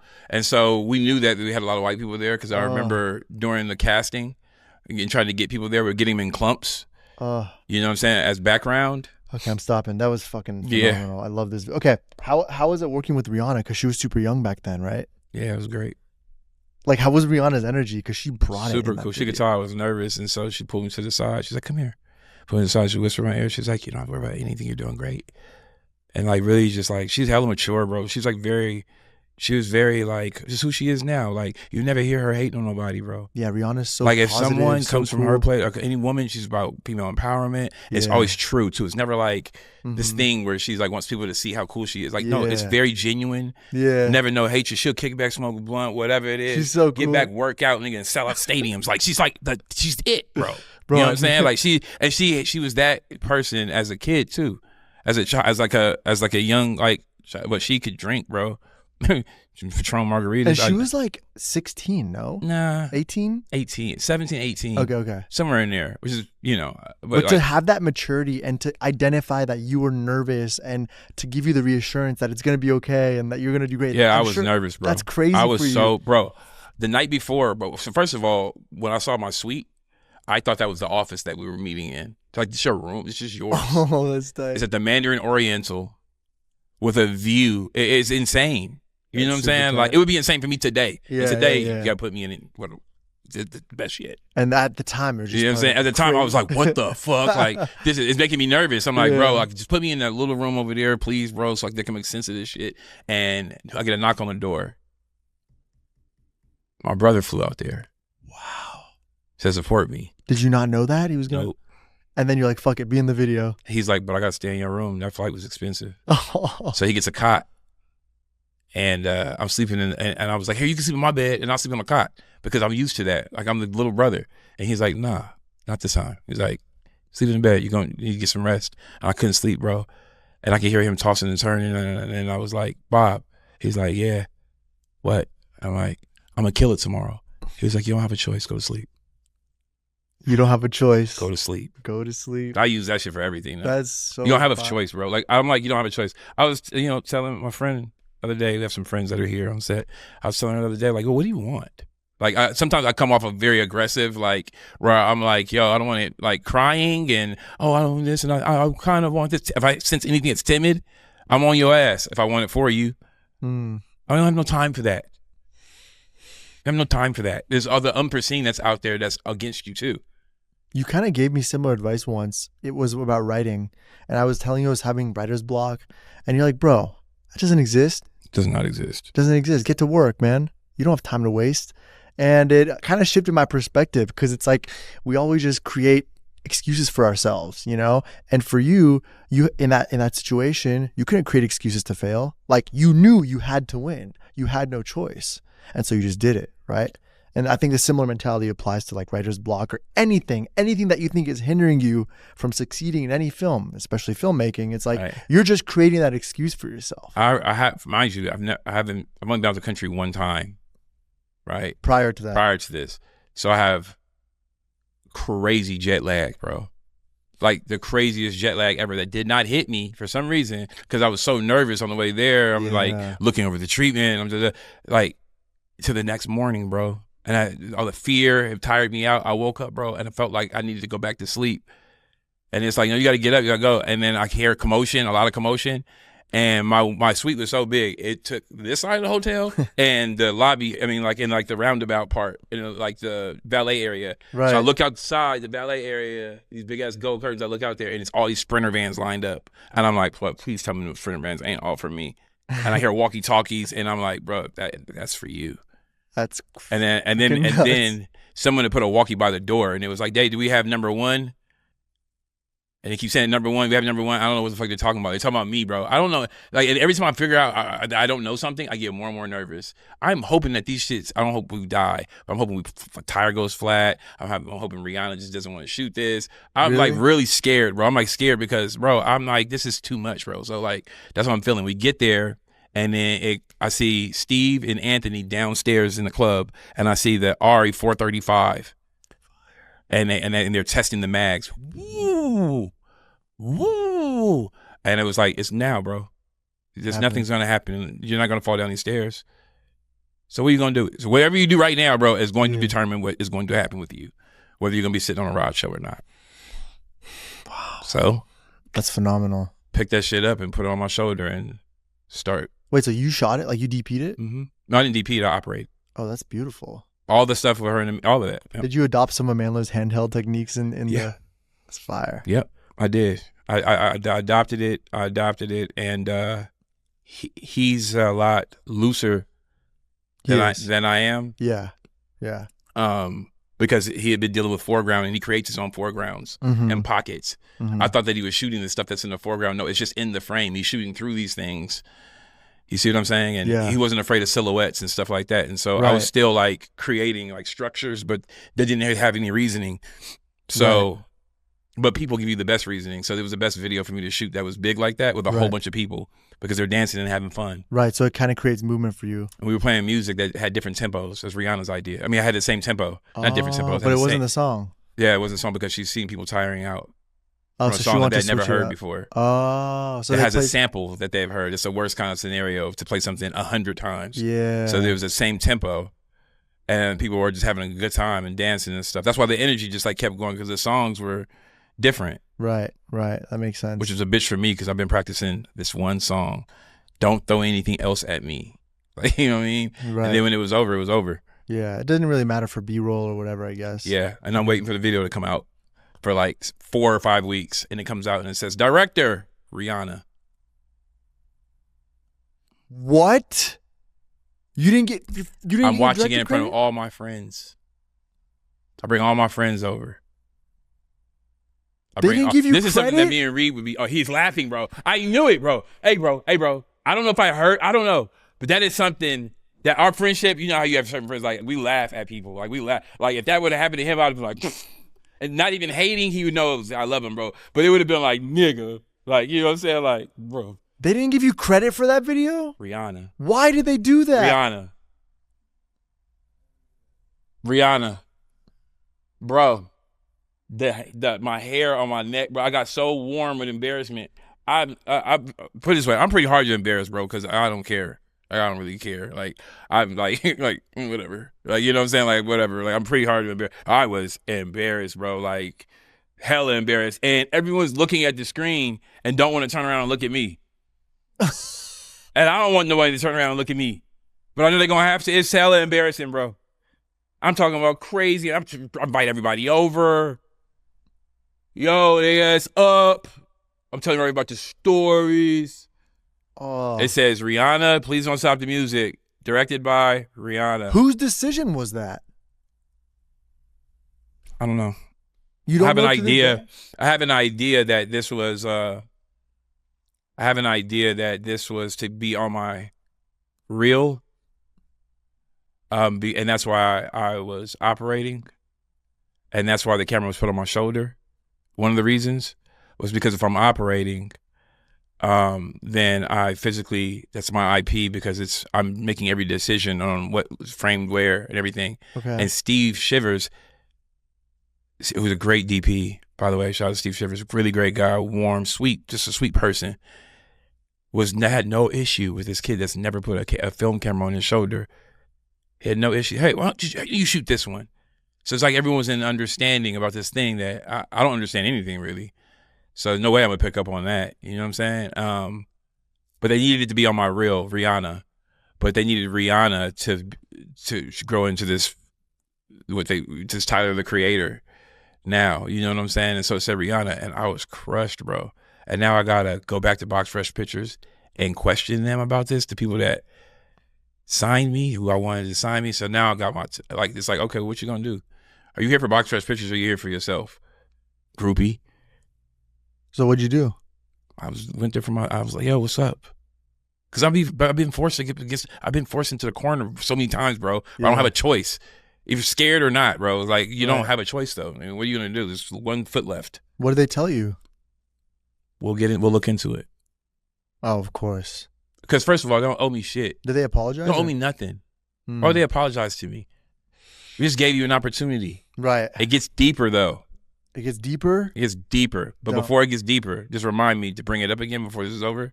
What do you want to talk about now? Because this would be a good segue right now to talk about whatever else you want to talk about, and then remind me to tell you why I got deeper. And by that time, the narrative will be perfect. Are you sure? It's up to you. It's yourself. I want to just hear the deep part now. Now I've been nominated for VMA. This is 10 years later, bro. I've been nominated for VMAs, bro. I'm up. I've pretty much I feel comfortable in LA. I got friends. Everything's good now, bro. I got 6 to 7 videos on 106 in Park. Yeah. I can, you know what I mean? Okay. Clubs I couldn't get into are like, hey! Yeah. Like that was the most important thing. You know what I mean? Right. Bro, it was okay now. I felt good, you know what I mean? And my brother comes to visit me. And he was just hella weird, bro. He was acting hella strange, bro. Like I was like, "What's wrong with you?" And I was like trying to like make sure he was okay. Get some food. What's wrong? You like, is this like a girl, a woman, or I didn't know what was going on. He goes, "Man, I lied to you." I was like, "Oh." He was like, "You promise you won't get mad?" And I was like, "I can't promise. I don't know what you're gonna say." He goes, "All right, well, you know who I am, right? And who I am to you, and what I would do for you." Right? I was like, "Yeah." He goes, "All right, so look, somebody owed me a favor some years back. And it was money they couldn't replace. I realized that they weren't going to get me the money. So I told them, sign my brother, and you won't regret it." Whoa. So your brother's the reason that Box Fresh reached out to you? Because that was weird to me. Why would they reach out to me, bro? Everyone said no. They didn't even say no. They said nothing. That means that there could be some spam mail there, and they were like, "Oh, this kid that wants to make it in life and skip." And Amazon's giving a deal right now. Let's check on that 10% deal on bananas or whatever the fuck. Like, it was like that. Like, no one said anything. You know what I'm saying? Like, nothing, bro. No. And he tells me this, and you know what caught me? I didn't know that, bro. So everything I did was based on the merit of me. Oh, my. And that's what he was hoping that I would catch. He goes, "It doesn't even matter." He was like, "You did exactly what I thought you would do." Like, bro, I'm trying. Is there anything else you're gonna fucking tell me? How did you feel when he told you that? Were you scared at first because I had to catch myself, bro? Because I'm like, I'm still not satisfied. I didn't just get satisfied, bro. I just finally realized that I'm okay. Like, how long since you got signed? Did he tell you that though? Oh, it's been 10 years. Oh, so he told you 10 years later? 10 years later, bro. Oh, okay. Oh, wait, I got signed in 2007, and he told me, no, it was 10 years. It felt like 10 years. A lot had happened. So, no, it was like 7 years. 7 years. 2014? 7 years. Yeah, 2014. I was living in Tarzana. You weren't even with that company anymore, right? No. Yeah. It wasn't. Not only was I not with that company, but the company dissolved completely out of the blue, which there was things going on I just didn't know about, and the person that owned the company, the head of the company, disappeared. No one ever saw him again. What? Yeah, just disappeared. And then the site one day was just gone.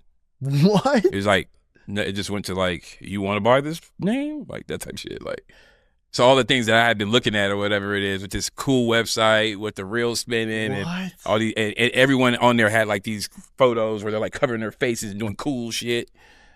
Of course, my photo's the only one where I'm like, nerd. Like, you know, like everything worked out the way that it was supposed to because no one was in control, bro. Like, God's in control, bro. Like, didn't matter what happened. Passport, you don't have one, this and that. You got to pay for this video. You put it out the same day as Tell Me When to Go. Right. Your video failed. Everyone laughed at you, this and that. Right. It's like if something's for you, it's for you. Yeah, of course. If you deny that, then you're a fool. Well, the beautiful thing is, even though maybe Rihanna had her name on there, you had so many other opportunities open up from that. And one day I'm sitting in my bed and the video comes on and says my name. Yeah. And I guess they got around to it. Exactly. And that leads us to a massive video you did in 2010, 2011, which was for J-Lo. On the Floor, 2.5 billion views plus Over 2.5 billion views as of last night when I checked. And that's huge. That's one of the biggest videos of all time, right? Now, let me ask you this. Are you seeing any residuals from that video? No. So 2.5 billion views, and you have not made a single dollar from the streams or anything. Not since I got that first check. So you got your check. You got a flat fee, an agreed upon fee. I got agreed upon fee, flat fee. That, mind you, like, what's fair and how I felt, I didn't feel like I was being mistreated.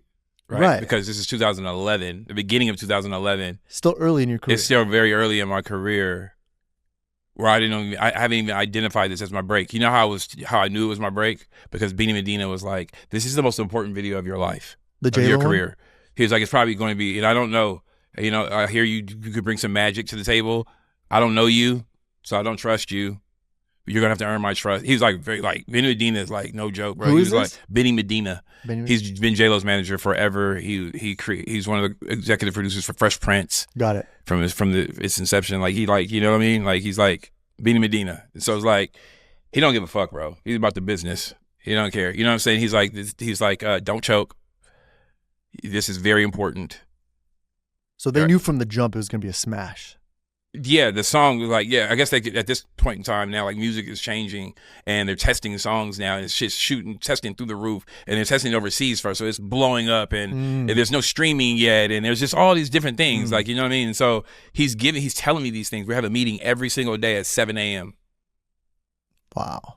Leading up to it. She would call me at 6 a.m. sometimes. Who, J-Lo? Like, J-Lo. She'd be like, Tosh, I have an idea. Wake up. And I'd be like, yeah. And she'd be like, what do you think about this? And I'm like, yeah, that's what I said yesterday. She's like, you did? I'm like, yeah. She's like, oh, okay. Click. I'd be like, what the fuck? Like, or like it would just be like, meet me at the office at 7 at this time or whatever. Come to the gym. I'm at the gym. I want to hear something. I want to hear what your ideas about this. It was like that, bro. And it was like, click. But bro, that shit put me in shape. Like, I didn't know that there's another level of like cadet school or whatever the fuck. Like that shit got me in shape. She was a perfectionist. She did exactly what she said she was going to do each time. She had her kids on set. She read 2 books to her kids, like kid books, on set in between takes. Wow. She nailed every single take. She hit every single mark. So she's a perfectionist. So I have to be on point, bro. That's kind of cool. She even came to my house. She came to my house. She got my address and she was like, hey, I heard you're working on the edit at your house. I'm like, yeah. She was like, open the door. I was like, what? I look outside. I'm like, bro, you not done learning? You don't think she can get your address, nigga? You can't get her address. You don't think she can get your fucking address in Glendale? It's like 3 trucks out there or whatever. And she's like, no, you guys are good. And she came in with a hoodie on and she's like, I'm tired. And I was like, yeah. And she's like, let me see. Let me see her. Let me see her. I'm like, who? The character. She's like, separate. So we separate her. She's like, let me see her. And she's looking at it, whatever. And then I'm like, yeah, I want to do this, I want to do that. Knocked out on my shoulder. And now I'm nervous, bro, because I'm like, there's Jennifer Lopez on my shoulder. Everything, professionalism, all that shit. I'm like, all right, just be like, nothing's happening, bro. She just fell asleep on you. She's tired. She's just on your shoulder. Yeah, sleeping. Knocked out, bro. Her hand in some popcorn. Knocked out, bro. Like that, exhausted. And then wakes up before it's time to go. Let me see it. Yeah. And then we spent another 3 hours in there. She just slept the whole time. Everything we did, she changed it. And then she's like, let me see this girl. Who is she? I like her when she does it. Now she's dancing again. She takes these little naps, bro. And like, it's just like, this is her normal like thing. Her normal thing. You know what I'm saying? And then I walk her outside and her security's out there like they're trained to stay awake. They're standing in the same exact spots. Like, you know what I'm saying? It's just like, bro, like at the level that she was at. She was on top of the world. She's on top of the world. She's always been on. I mean, not always, but like, I don't know how you get more on top of the world than that until that shit happened. Until I felt it, because when it came out on American Idol. They premiered it live on live television. Well, she performed it live like during one of the. Nah, she was just sitting there, and then Ryan Seacrest was like, before we go to commercial, I want to give the world something amazing. Are you guys watching? And mind you, bro, I'm supposed to be at American Idol. But I was so tired of dealing with, no offense, so tired of dealing with her. And I was so tired. I had dealt with that level of professionalism. Of course. It's like lifting weights, bro. They're giving you more weight. Exhausted. She know what I'm talking about. I'd be like, I quit. Like, you know, like, it's like that, bro. And I was tired, bro. And so my tickets to American Idol, I kept in my back pocket. And I went to my friend's apartment and watched it on her little TV, bro. And watched the premiere on her TV. And I just was watching it, and it was like he was like, Ryan Seacrest, he's like, here it is, the world premiere, and that shit, bro. It was like, and this is when everyone's watching American Idol, so I can hear the neighbor, na, na, na, na, na, na, na, na, and I'm watching that shit, and literally life is just changing, bro. Bro, like I went on vacation for like 5 days after that. What I call vacation, Miami. Back then, I went to Miami, came back, bro, and my envelope. Well, I mean my envelope, not physical, but like all the jobs that had come in for me were all single bids. No. And that's when I got that's when I first got rich. Like, it was like where I'm not even looking. Now, this is where they get you. I wasn't looking at what I was supposed to be getting. I was just looking at like how fast this money was coming in. And it was for people that had money all over the world that just wanted to work. So you're a millionaire, a multimillionaire, and you have a girlfriend that can't sing or is mediocre singing. She's like, I want to sing. Yeah, it's like shit like that. And people being like, yo, tell Taj that we want to work with him, and we'll give him $40,000 in his pocket, $50,000 in his pocket, and then whatever, we'll fly him out here, everything top. But there's no production budget? How does that work? No, I would get paid, and then there would be a production budget.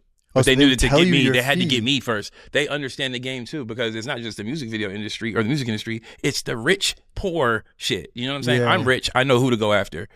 We're gonna go after him, because without him, we can't say that we worked with the person that worked with J-Lo on the floor, which is the biggest video in the world at the time. It was in Guinness Book of World Records. That's the biggest video. At one point, it was the biggest video in the world. Until Gangnam Style came out, he killed that shit. I was like, yo. He was like, every time he was dancing, like every move, and it was like 1 billion views or 1 billion. I was like, damn. I was like, which was good for me too, because it was like, get over it, bro. Get over it. Get over it. This is another part of the game too. Yeah, like it humbled you a little. Yeah, this is called China. Mm-hmm. You know what I'm saying? This is called China, and they've been waiting on this. Was it China? Wherever he was. Yeah. Sorry. Like, a lot of people, I think it was. Or was it Korea? Korea or China? God, that's so ignorant of me not to know. They've been waiting for this, and the views that finally gotten their hit and gotten this star, that would... Yeah. And he doesn't look like a star. Right. Which was great, because most people don't. And he had a hit. That is the best of the best. Yeah. So when I saw that, I couldn't articulate that then, but I felt it, and I was just like, all right, you got it, bro. Yeah. There's always going to be somebody that can run faster and jump higher. Damn, dude. So, but that didn't take anything away from me, bro. I did it. Like, what am I going to do now? Like, you know what I'm saying? I did it. You had a hit. I got a smash. So I'm traveling the world, bro, for like, I don't know. I'm just traveling the world, bro. Like, to the point where I'm just like. A lot of directors have their moment, like you said earlier. And your moment was insane because it just traced back to this crazy record, crazy video. But I also wasn't scared of her either, bro. That was the other good part. Now you came in hot. Let me see. It's all good, bro. You're good. You're good. I was just laughing at the noise and shit. It scared me. I was like, what is that? I was like, oh, shit. They came to get you, right? With the FBI. That's so inappropriate, bro. It is. Yo, it is. I can't help it. I love you. So funny, bro. But anyway, I'm like this, bro. I'm like J-Lo, like, you know what I'm saying? Like, I don't know if you noticed, but I only listened to the song once, like 1.5 times before, like, I had to pitch it to her. I thought I was just meeting with her. Yeah. So Mildred, I get a call from Mildred and Tara, and they're at the label. Whenever Tara wants me to answer the phone, because it's like she's my sister, she'll text me first in all caps, put a 7 before it.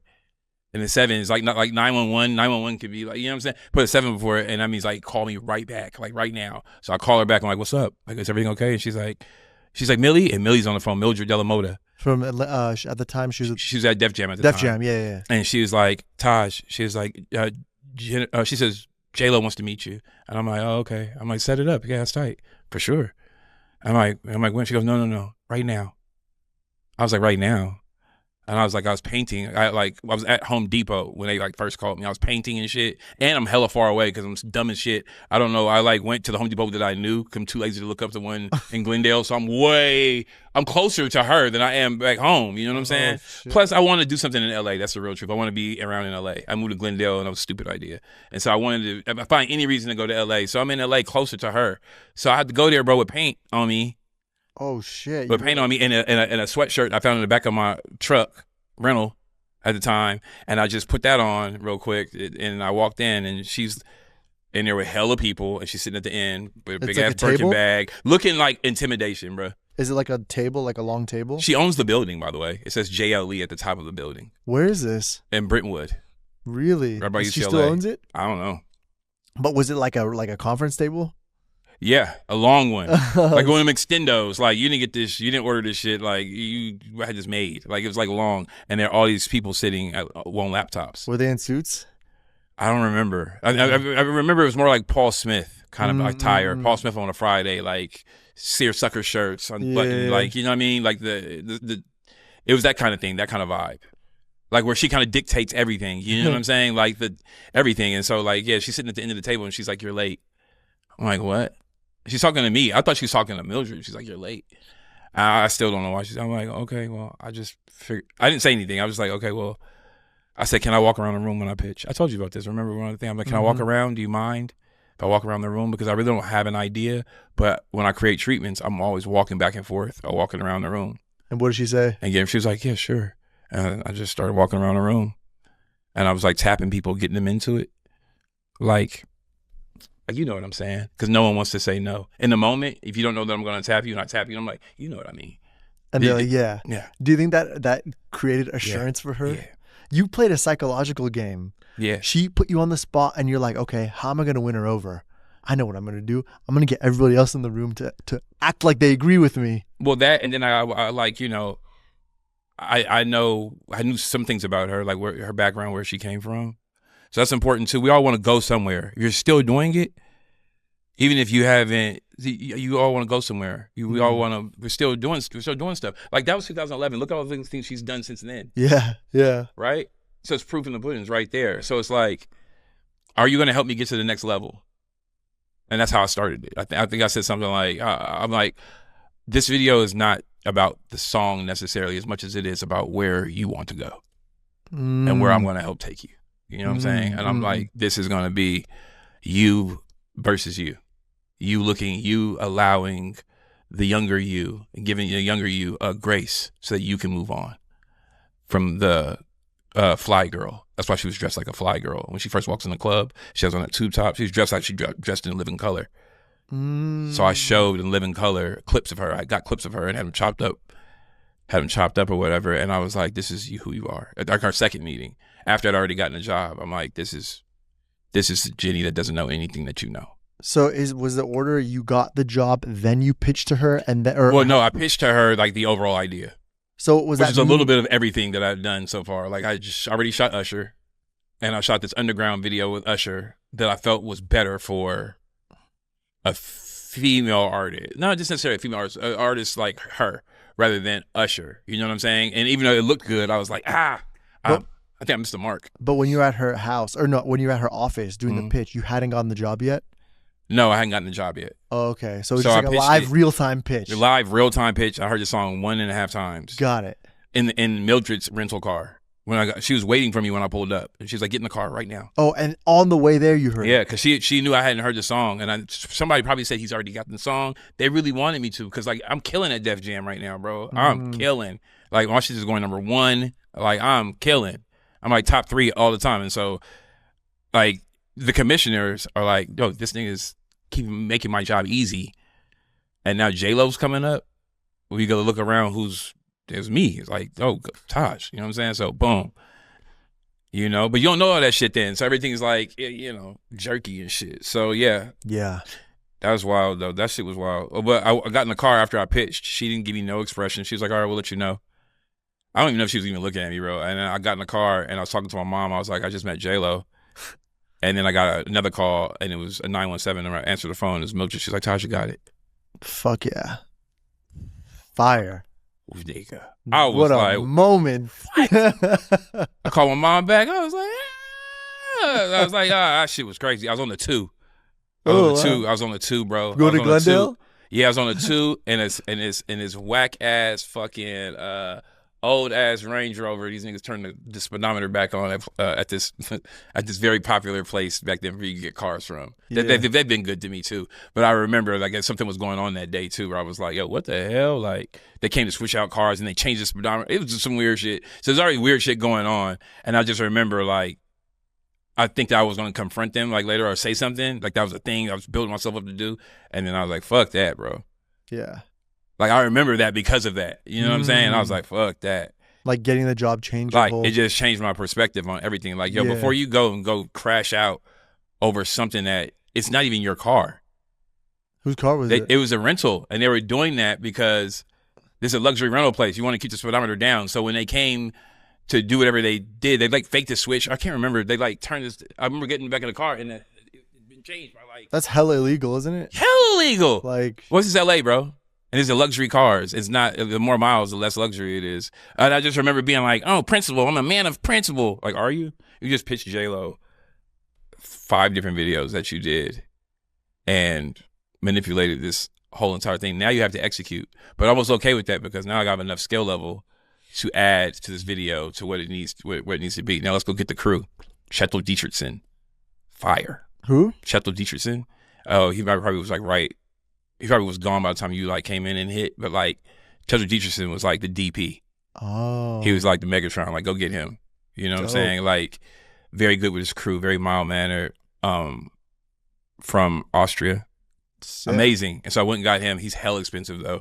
But we got the budget. We got like $400,000. Hell yeah. And you had David Quartermarsh. Oh, for production? Yeah, we got chandeliers being flown in from like Swarovski chandeliers being flown in overnight. Wow. Yeah, overnight or whatever it is. They gave me an office in the club for the time that we were there I could spend the night there. It was just like, yo, like whatever you want. Awesome, bro. It was like they shut down the club for like 3 days. It was like crazy. And then we had all these auditions and shit too for people that weren't going to like, I'm like, what's it? Open audition? Like a 9-year-old dancing, an 80-year-old in there. It was just like all over the place. And I'm like, oh, this is the MTV part. That's why she's not here for this. Like, I was like, why do I have to be there? And it's like, because they want to show that the director's there and that everything's a show, bro. And I'm like, and she's not. And then when it came time to do, for the real dancers, there was no audition. They were just her dancers and a whole bunch of other people that come from the same agency. Like, not one person that was in those auditions, bro, was on the set. And I was at that audition for 2 days, and I saw like 2,000 people. Because the line was down the block, bro, and it was just to show my frustration. Wait, was you're saying they filmed, like MTV filmed like the making of or something? That's how big this was, because she hadn't done a video in 10 years. Oh, so this is like a comeback video. She was a movie star now that was coming back to do music. Got it. MTV was doing coverage on like... Right. Okay, I see. And it was like a countdown. So the auditions weren't really serving the actual video. And they wanted it to be this other thing. They don't tell me because the joke's on me.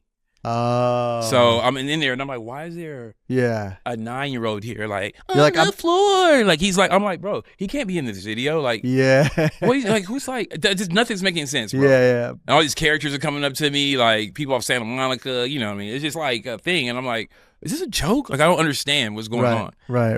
Until I saw the behind the scenes or I saw the episode and I was like, oh, look how frustrated I look. Right. So the video had so much success and it made a massive impact for your career and just in the video game in general, becoming the most viewed video of all time until things slowly changed. But during that reign, you know, we talked about this a little earlier, like you didn't see any residuals, right? So what is the precedent that we should set as directors? Like, do you think there's an opportunity for directors or filmmakers in general? It's always an opportunity when someone's been done wrong. Well, do you feel like people have been done wrong? Yes. I don't feel like we've been done wrong. Right. Producers, it's our IP. I wrote the treatment. I came up with the idea. I directed it. In some cases, I operated it. Like, it's I controlled the edit. It's my video. It's my creation. Mm-hmm. Well, when writers write songs for people, right, it's automatic. It's not even a thought. It's publishing, and they eat off of that forever. Yeah.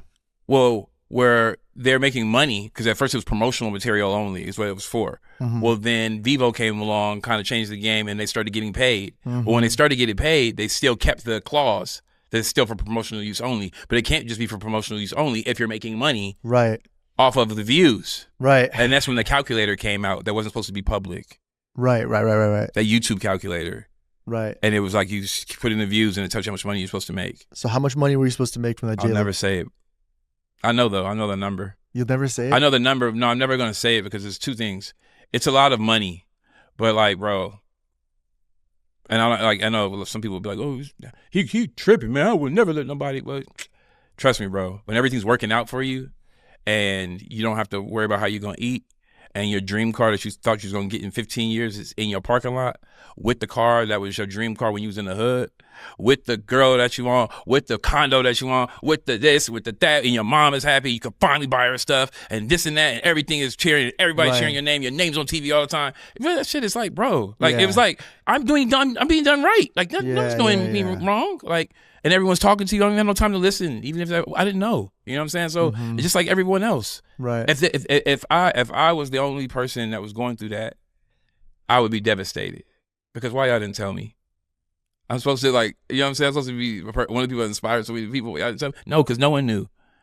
No one knew. And this was set up like this a long time ago. And when they knew that this was going to become a problem. Mm-hmm. Hollywood doesn't go into action. They look 50 years down the line, bro. Well, at least Hollywood still gives people percentages. Well, not always, but, you know. It's not even on the table for directors, right? For new directors. So it's like. I'm saying in Hollywood. In Hollywood, yeah. No, but like, so when I saw the number, Marty Callner, who created one of my favorite shows, Hard Knocks. Yeah. He's a very first generation of music videos. Aerosmith, did like all these massive videos. He's like, hey, Taj. He just calls me out of the blue. He's like, Marty Callner. I don't know if you know who I am, and blah, blah, blah. But he has his presence. He has a son on the phone. His son sounds older than me. So he's like, you're owed a lot of money, man. And before I tell you, I'm not going to tell you how much. Why is he calling you? He's calling because they're trying to get all the directors together. Right. Wow. Okay. And what did he say? He was like, this is the thing. Like, you know, a part of me was like, but you've done it. You've done all this other stuff. Like, why do you care about this? And it's like, bro, the same reason why you should. It's your work. One thing can't replace the other thing. Like, you know what I mean? Like, if I should be getting 15 cents for Patron, the very first video that I did that I showed you, it's about your work. It's about the next people that's gonna come along. You get to decide.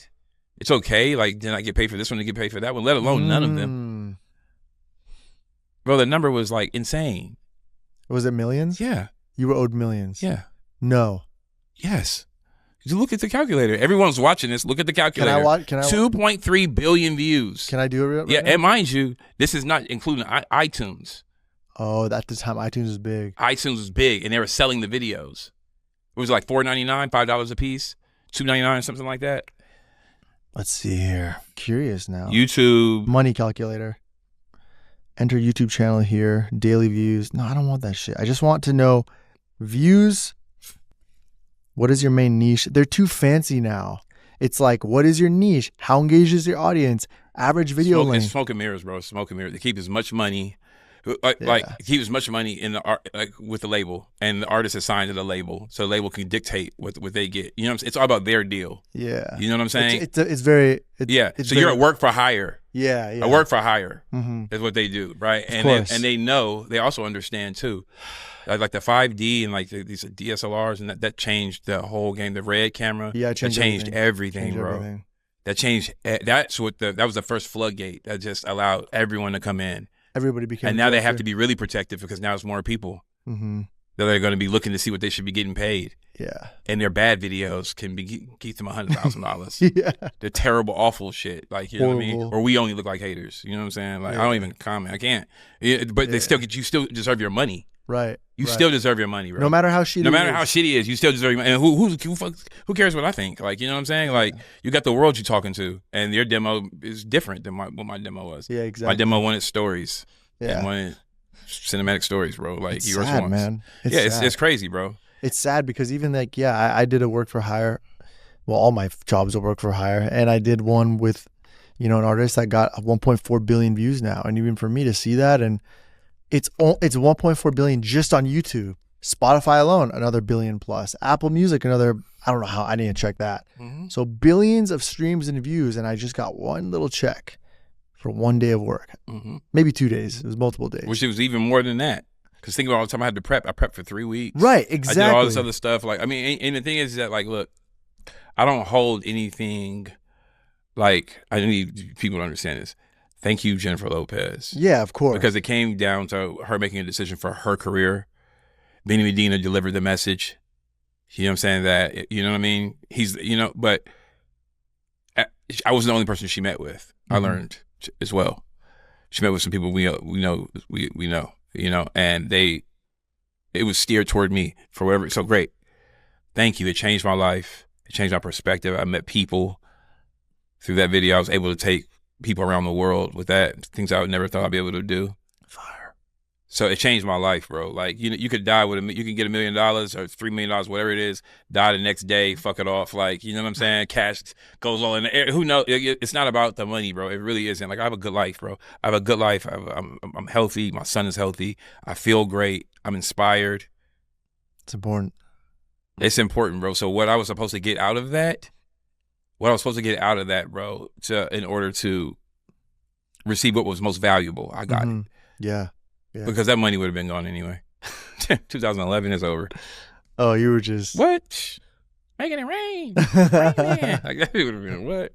Who knows what I would have turned into? You know what I'm saying? Who knows? Like, who knows? I just know what happened, and I know that I'm grateful. And we should look to be grateful first, bro. Yeah, so, for sure. Give me my money. Give me my fucking money. Man, if we all could get together and make it happen. I hope my son gets it. I hope that this lawsuit, because it's going to come around. You can't do things like that. Things can't. They turn around. They always do. Yeah. That's the way of the world, bro. Yeah. Like, it's going to. If something's not right, it will be fixed. Pendulum swings in one direction. Bro. Yeah. And hopefully, I just want to make sure that my son and his family be okay, and that they get a check one day. Like, when my dad died, out of nowhere, like 2 years after my dad died, my mom was struggling to keep the house note up. 50 grand comes in checks in one day. From what? From my brother. Me and my father was in the military.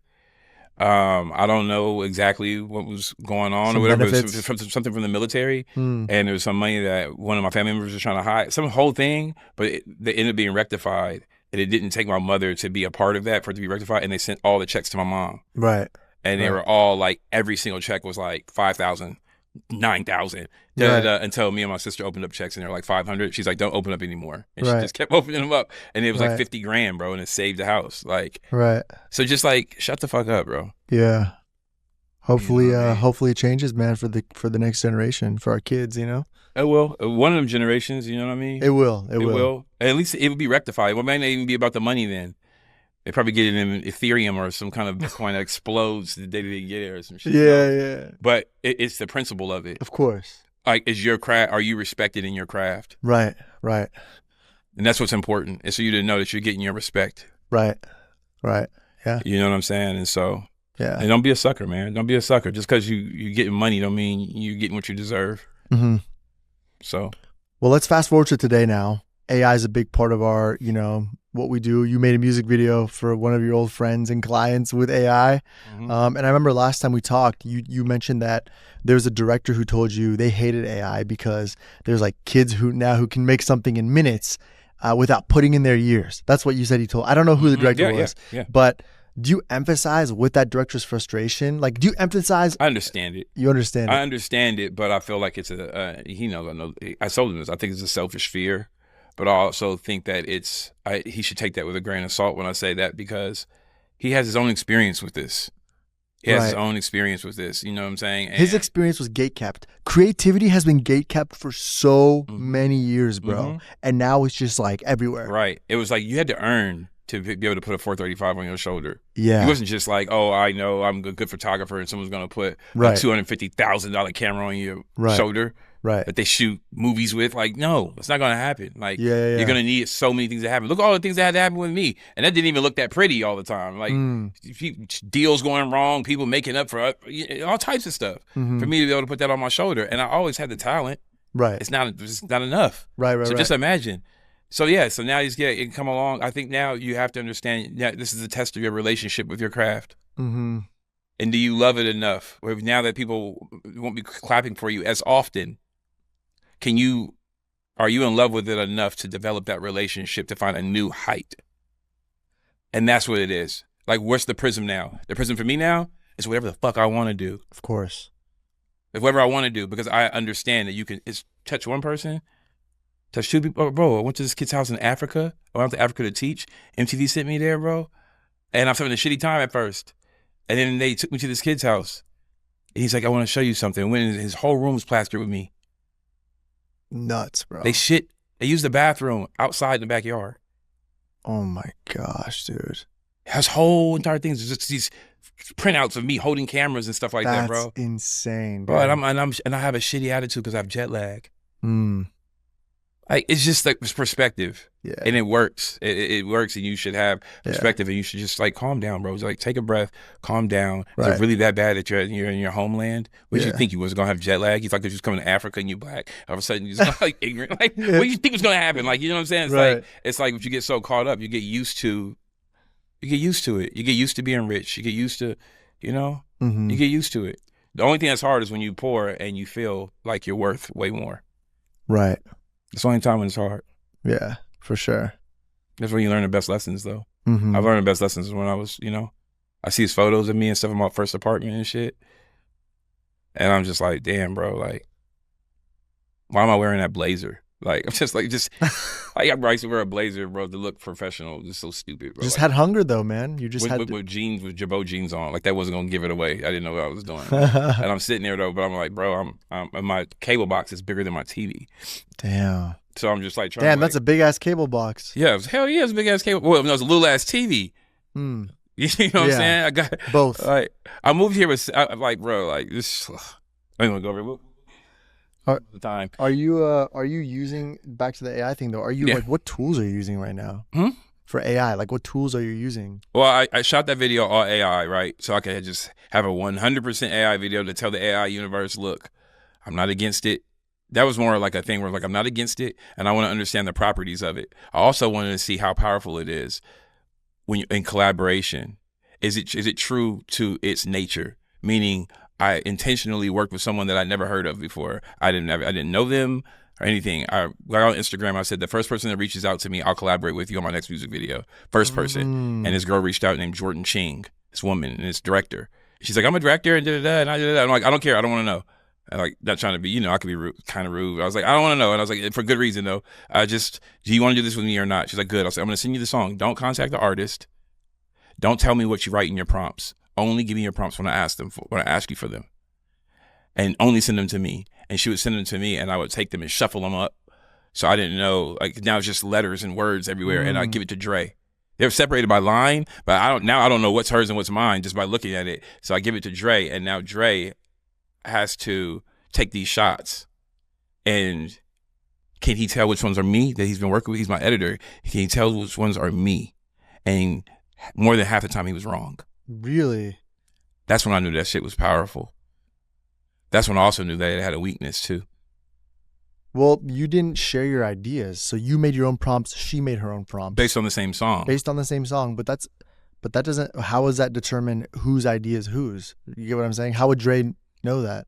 Because what I wanted to know is how strong are the prompts, right? Like, I have a certain style. Some of the shots, he's like, I know you did this one. I know you did this one. There's this shot with this man standing on a pile of gold in the sea of gold, and he's like a silhouette, and it's kissing the ground, and it's just like straight, like, pushing shot that ends up going past him. Like, you have everything and nothing is the whole message. And that's the way that I do things. Negative space. You know what I'm saying? Show you have everything at the bottom, show you have nothing at the top. To speak to the subconscious. So he saw that and he was like, oh no, you did this shot. But then the other ones he was like wrong. And here's this person that I don't even know, I don't have anything in common with. I mean, I don't have anything in common with, but like, we don't know each other. She doesn't, you know, she didn't know me either. Right. She's in the documentary world. She was like, so that told me, it was like, okay, so one, people are going to be able to keep their jobs easier. Yeah. Because it's going to be hard to prove that they're not doing their jobs or that they're not talented. Right. You know what I'm saying? As it keeps getting better. Sora, Kling, all these like little... Sora's it's all going to fall apart. Sora's going to be the only one left. Think so? Yeah. Because it's backed by like a major? Yeah, and I understand that they own all these shitty apps with bad logos, like that the logos are self-generated, because it's to gain our information before launch. This has been going on. It's been going on when you create your music videos. Where do you think they got the angles from? Oh, yeah, yeah. Where do you think they got the backlight or create shadows first? Mm-hmm. Where do you think they got the anamorphic flare from? Right. It's all just being trained on our shit. Yeah. Where do you think? Yeah. It's definitely. They got it from us. We've been working on it this whole entire time. Have you seen the new Studio Ghibli stuff that just came out with that ChatGPT's been creating? You know the cartoon style Studio Ghibli? Ghibli, G-H-I-B-L-I. G-I-B-L-I. Yeah, you've been seeing that, right? Dude. I just know the name, but it's like what are you talking about? It's like a gimbal or something? No, so basically Studio Ghibli is like this style of art, right? So I'll show you. It's like this anime style of art. And now people are... So basically people are using ChatGPT now. It just came out with 4.5 and they're able to generate things in the style of Studio Ghibli just like that. So let me show you this. So my friend generated an image of me with it, bro. As non-background too. It's non-background so you can layer it and do whatever you want. Look at this. Image of me generated within seconds. You want to see the original image? Let me show you the original image. It's still missing one thing though. Soul? Yep. Of course. Of course it is. But it's stealing the style. So that's what we do. We take inspiration. We take inspiration, but come on. Like, yeah, we do. We were like, come on. Hold on one second. Like Hype Williams shooting the Jay-Z angles over the left. Right. Hands only. This is the original. Mm-hmm. This is the Studio Ghibli. That's cool. But you have to understand, it's about like, it's almost making it seem like effortless, you know? But now we can be, remember when graphic designers, like I've always gone through this too because I'm a graphic designer, you know? It's like, oh, if it's not painted, it's not art. Right? Well, now you create a common enemy. And so what's going to happen is our work, working with us, we're going to be the Rembrandts. Yeah. Yeah. That's what's going to happen. It's going to be like, you worked with a real artist. Yeah.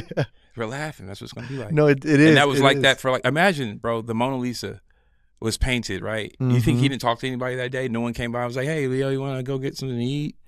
Something like that. He's like, yeah, after I let this dry, she's getting really tired standing here. And it's just a normal conversation in the present.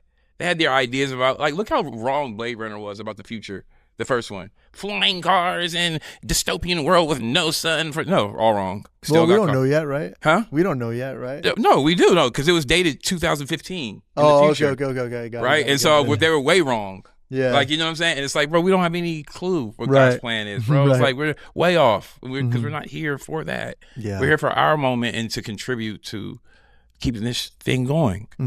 You know what I'm saying? And so I'm just saying that, like, yo, like, the same thing that happened with Rembrandt will happen with us because we're in the present. We'll then be in the past. There will be times when people just, hey, you saw he's in 2D. Right. Like, people aren't going to be in 2D. People are going to be hologrammed the fuck up. Yeah. They have sensors on them and shit like that are going to be in their bodies where like if the hologram moves and it gets close to that sensor, the fuck is touching you. Yeah. And I just really made that up. But that's how beautiful this shit is to me. Like, well, we're going to be dead one day. Let this shit move forward. Like, be grateful we had our time and that our names were cemented. Right. Our names are in books. Yeah. What else do you want? Yeah. So your time is like, we never want our time to be up. Let's just get the party dancing forever. Like, bro, this party's over, bro. You know? And it's a different party, bro. And it's up to you to determine, like, when it starts. And I'm like, now. And that brings me to this. Shoes. Yes. Sneaker. Let's talk about that, bro. You see me pointing at the sneakers, bro. I want to talk about the sneakers. Then tell me about the sneaker, man. Where can I get it? What? Tell me the stories. And say it in the mic so we can hear you, too. Well, not so much about where you can get it, because I'll be releasing all that information. Of course, it'll be like on my website and stuff like that. But we're going to, this shoe, the intention is I want to speak to LA. I want to bring back the pop-up shop. I'm calling it a pop-up pickup. Or maybe a pickup pop-up. No, pop-up pickup. Yeah. And that is the opportunity to be able to buy merch, see the innovative environment. I've decided that I don't want it to be in a particular place or rent out a place and repurpose that place. I want to just create a whole new place. Cool. Yeah. Right. That's cool. And I'm just gonna spend the money on it. I'm just gonna do it. Yeah. Like that part is the pop up. The pickup is the anticipation, the 2-week anticipation from when you pre-ordered it, and you got to see everything that's strung out within that 2 weeks, which is the 2 weeks that I'm excited about. Yeah. And I've been dropping things that don't necessarily look like me. And by the time this comes out, it'll be too late. Right? So I'm saying this now because it's safe. It don't really look like how I would drop stuff. It'll be like a piece of the shoe, like functioning, clunky. The music is like, you know what I'm saying? And I'm doing this on purpose because what the rollout will be for every single day of that 14 days will be the best of me. And I look at it on my computer. I don't even show read. I just look at it on my computer like, this is great. Like, you know what I'm saying? Yeah. And I'm showing you kind of like I'm kind of just showing you the growth. I'm giving you pieces of it, but then I'm creating contrast. I'm creating contrast. It's a beautiful shoe no matter where it goes. You know, beautiful. And you don't need a lot. You know, it's fire, right? It's fire. I love this shoe. It's fire, right? And like, bro, Reed Williams is my friend for life. I know this because one, we met. What we're doing right now is how we met. Our love for sneakers and what it means to identify with something that's on your foot. And when someone really gets it right and it feels like they know you. And me and him traded some shoes at the time. It was expensive then. It was like the Yeezy 2s, the Nike Yeezy 2s, which are like holy grails, like, you know what I mean? We traded them and it was like a real like monumental moment. Like today it wouldn't even happen. I would never trade. I would know. Like like no. Yeah. You know what I'm saying? Like I don't need to and I don't want to, you know, but then we did the trade and everything and I was like, okay, I fuck with him. I like this, you know, like his style and his shoe taste and stuff. We had something to talk about that is annoying to talk about all the time if you're not a sneakerhead. You know what I mean? Yeah, for sure. And so, and we have another friend that we have in common too or whatever. And like, then we don't talk for like a long time. He's younger than me, 14 years, something like that. There's, you know what I'm saying? So there's that gap where he's going to be going through things in his life, whatever it is like, well, then we came right back. But this time when we came back, like, it was like, yo, working on this thing that just come through. Cause I see him like maybe every 3-4 years. He's grown up. Not only has he grown up, he's had these experiences and he's hit that threshold where he made the decision to not just participate as a spectator or as a customer, but as a creator. Let's go, man. And did the work and went to Pensol out in Detroit. Did the course. What course? I don't know. What course? I don't know. Footwear design. So you're very can you hold up the shoe? Like, are we able to like take it off or like, I don't know. So it's a trainer. No, we gotta see the other. It's a trainer. You're showing off the soles. We gotta see like the side and like the top though. Where's the camera? Oh. So like that's your here, yeah. Fire. I'm definitely gonna get you a pair. Fuck yeah, I'll buy it. I'll represent. Like, no, I'll buy it from you, bro. I don't fuck. I'll support, man. Perfect. Yeah, I'll take that. I got one more thing with you, bro. What's up? You ready for this? Yep. You know what time it is? No, I don't. Okay. I have no clue. Give me 1 sec. You already know the vibes, man. What's going on? What color's a swoosh? Pink? Oh shit. That's hard. How was I supposed to know that was going? Oh shit, yo, get that on tape, bro. That's crazy. Yeah. Wait, let me act like I knew that was gonna happen. Oh yeah, I knew that was gonna happen. No. Which color looks best with the shoes? Well, in this case, whatever color, if this was just gonna happen with a shoe, like naturally, it would be up to that person, which would be the ultimate. I'm doing this right now. I feel like that's fire, bro. Last part. So, here we have a deck of cards. Mm-hmm. In this deck of cards is 50 questions, okay? Okay. You can shuffle it. You can pick the one from the top. I just want you to pick one card, read the question, and give an answer straight from the bottom of your heart. You ready? Yep. So the final thing of the day. It says, what's the most valuable lesson you've learned from your failures? That I haven't failed. I haven't failed because I haven't given up. You only fail when you give up. Everything else is conditioning. You only die when you completely stop. You quit. Oh, that's interesting. So actually, I want to touch on that. You're saying this is something that people say a lot with their careers and stuff. Is like the only time you ever don't make it is when you quit, right? So you're saying similarly, failure is just when you quit. What you're going after, what you want, you always want something. Like, I want this to happen. I want this to be a success. Never really identify what that success is, though. Right. You never think about it. You never really identify what that is. You just know you want that job. It's going to look good in your resume. But what do you actually want? Right? And what we want is to move forward and to learn something. Well, that can be in what appears to be, that could be in something that hurt you, or didn't feel as good or didn't taste as good. Yeah. But neither does medicine, bro. It's good for you. Mm-hmm. And you take it knowing that it's not going to feel good. Or you lift those weights knowing that it's going to hurt. You're going to be burning. And you ain't going to be able to drive and all that stuff because you know that it's good for you. And that's what it's like when you're going after something, you don't get those results, but it doesn't mean you didn't get anything. Yeah. I see. And so I think that failure has been summed up and it's this thing that's way more complex than it is, but it's just as simple. It's like, look, you didn't fail because you didn't quit. There will be another time you'll be on set. There'll be another time you pick up the camera. Right. Here's the great thing. You don't know when the last time is going to be. Mm-hmm. So treat every single time like it is. Love that, bro. That's I love that. Thank you for the answer. Yep. Thank you, Taj, for being here. Thanks, everyone behind the scenes. You're the awesome. Homies who pulled up. Thanks, y'all, for watching. We're trying to grow this show. This has been a mission. We are moving quickly. We have launched a few months ago and already built an amazing core little audience, and we're trying to get that growing every day. So with that being said, if you're new to this channel, if you love Taj, if you love his story, if you love what we're doing, please subscribe, like, comment, give this show some engagement on all platforms.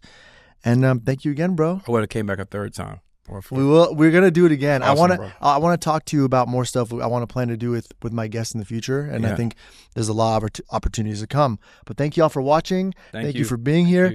Thank you, Taj. And most importantly, I want to give a big round of applause to ourselves.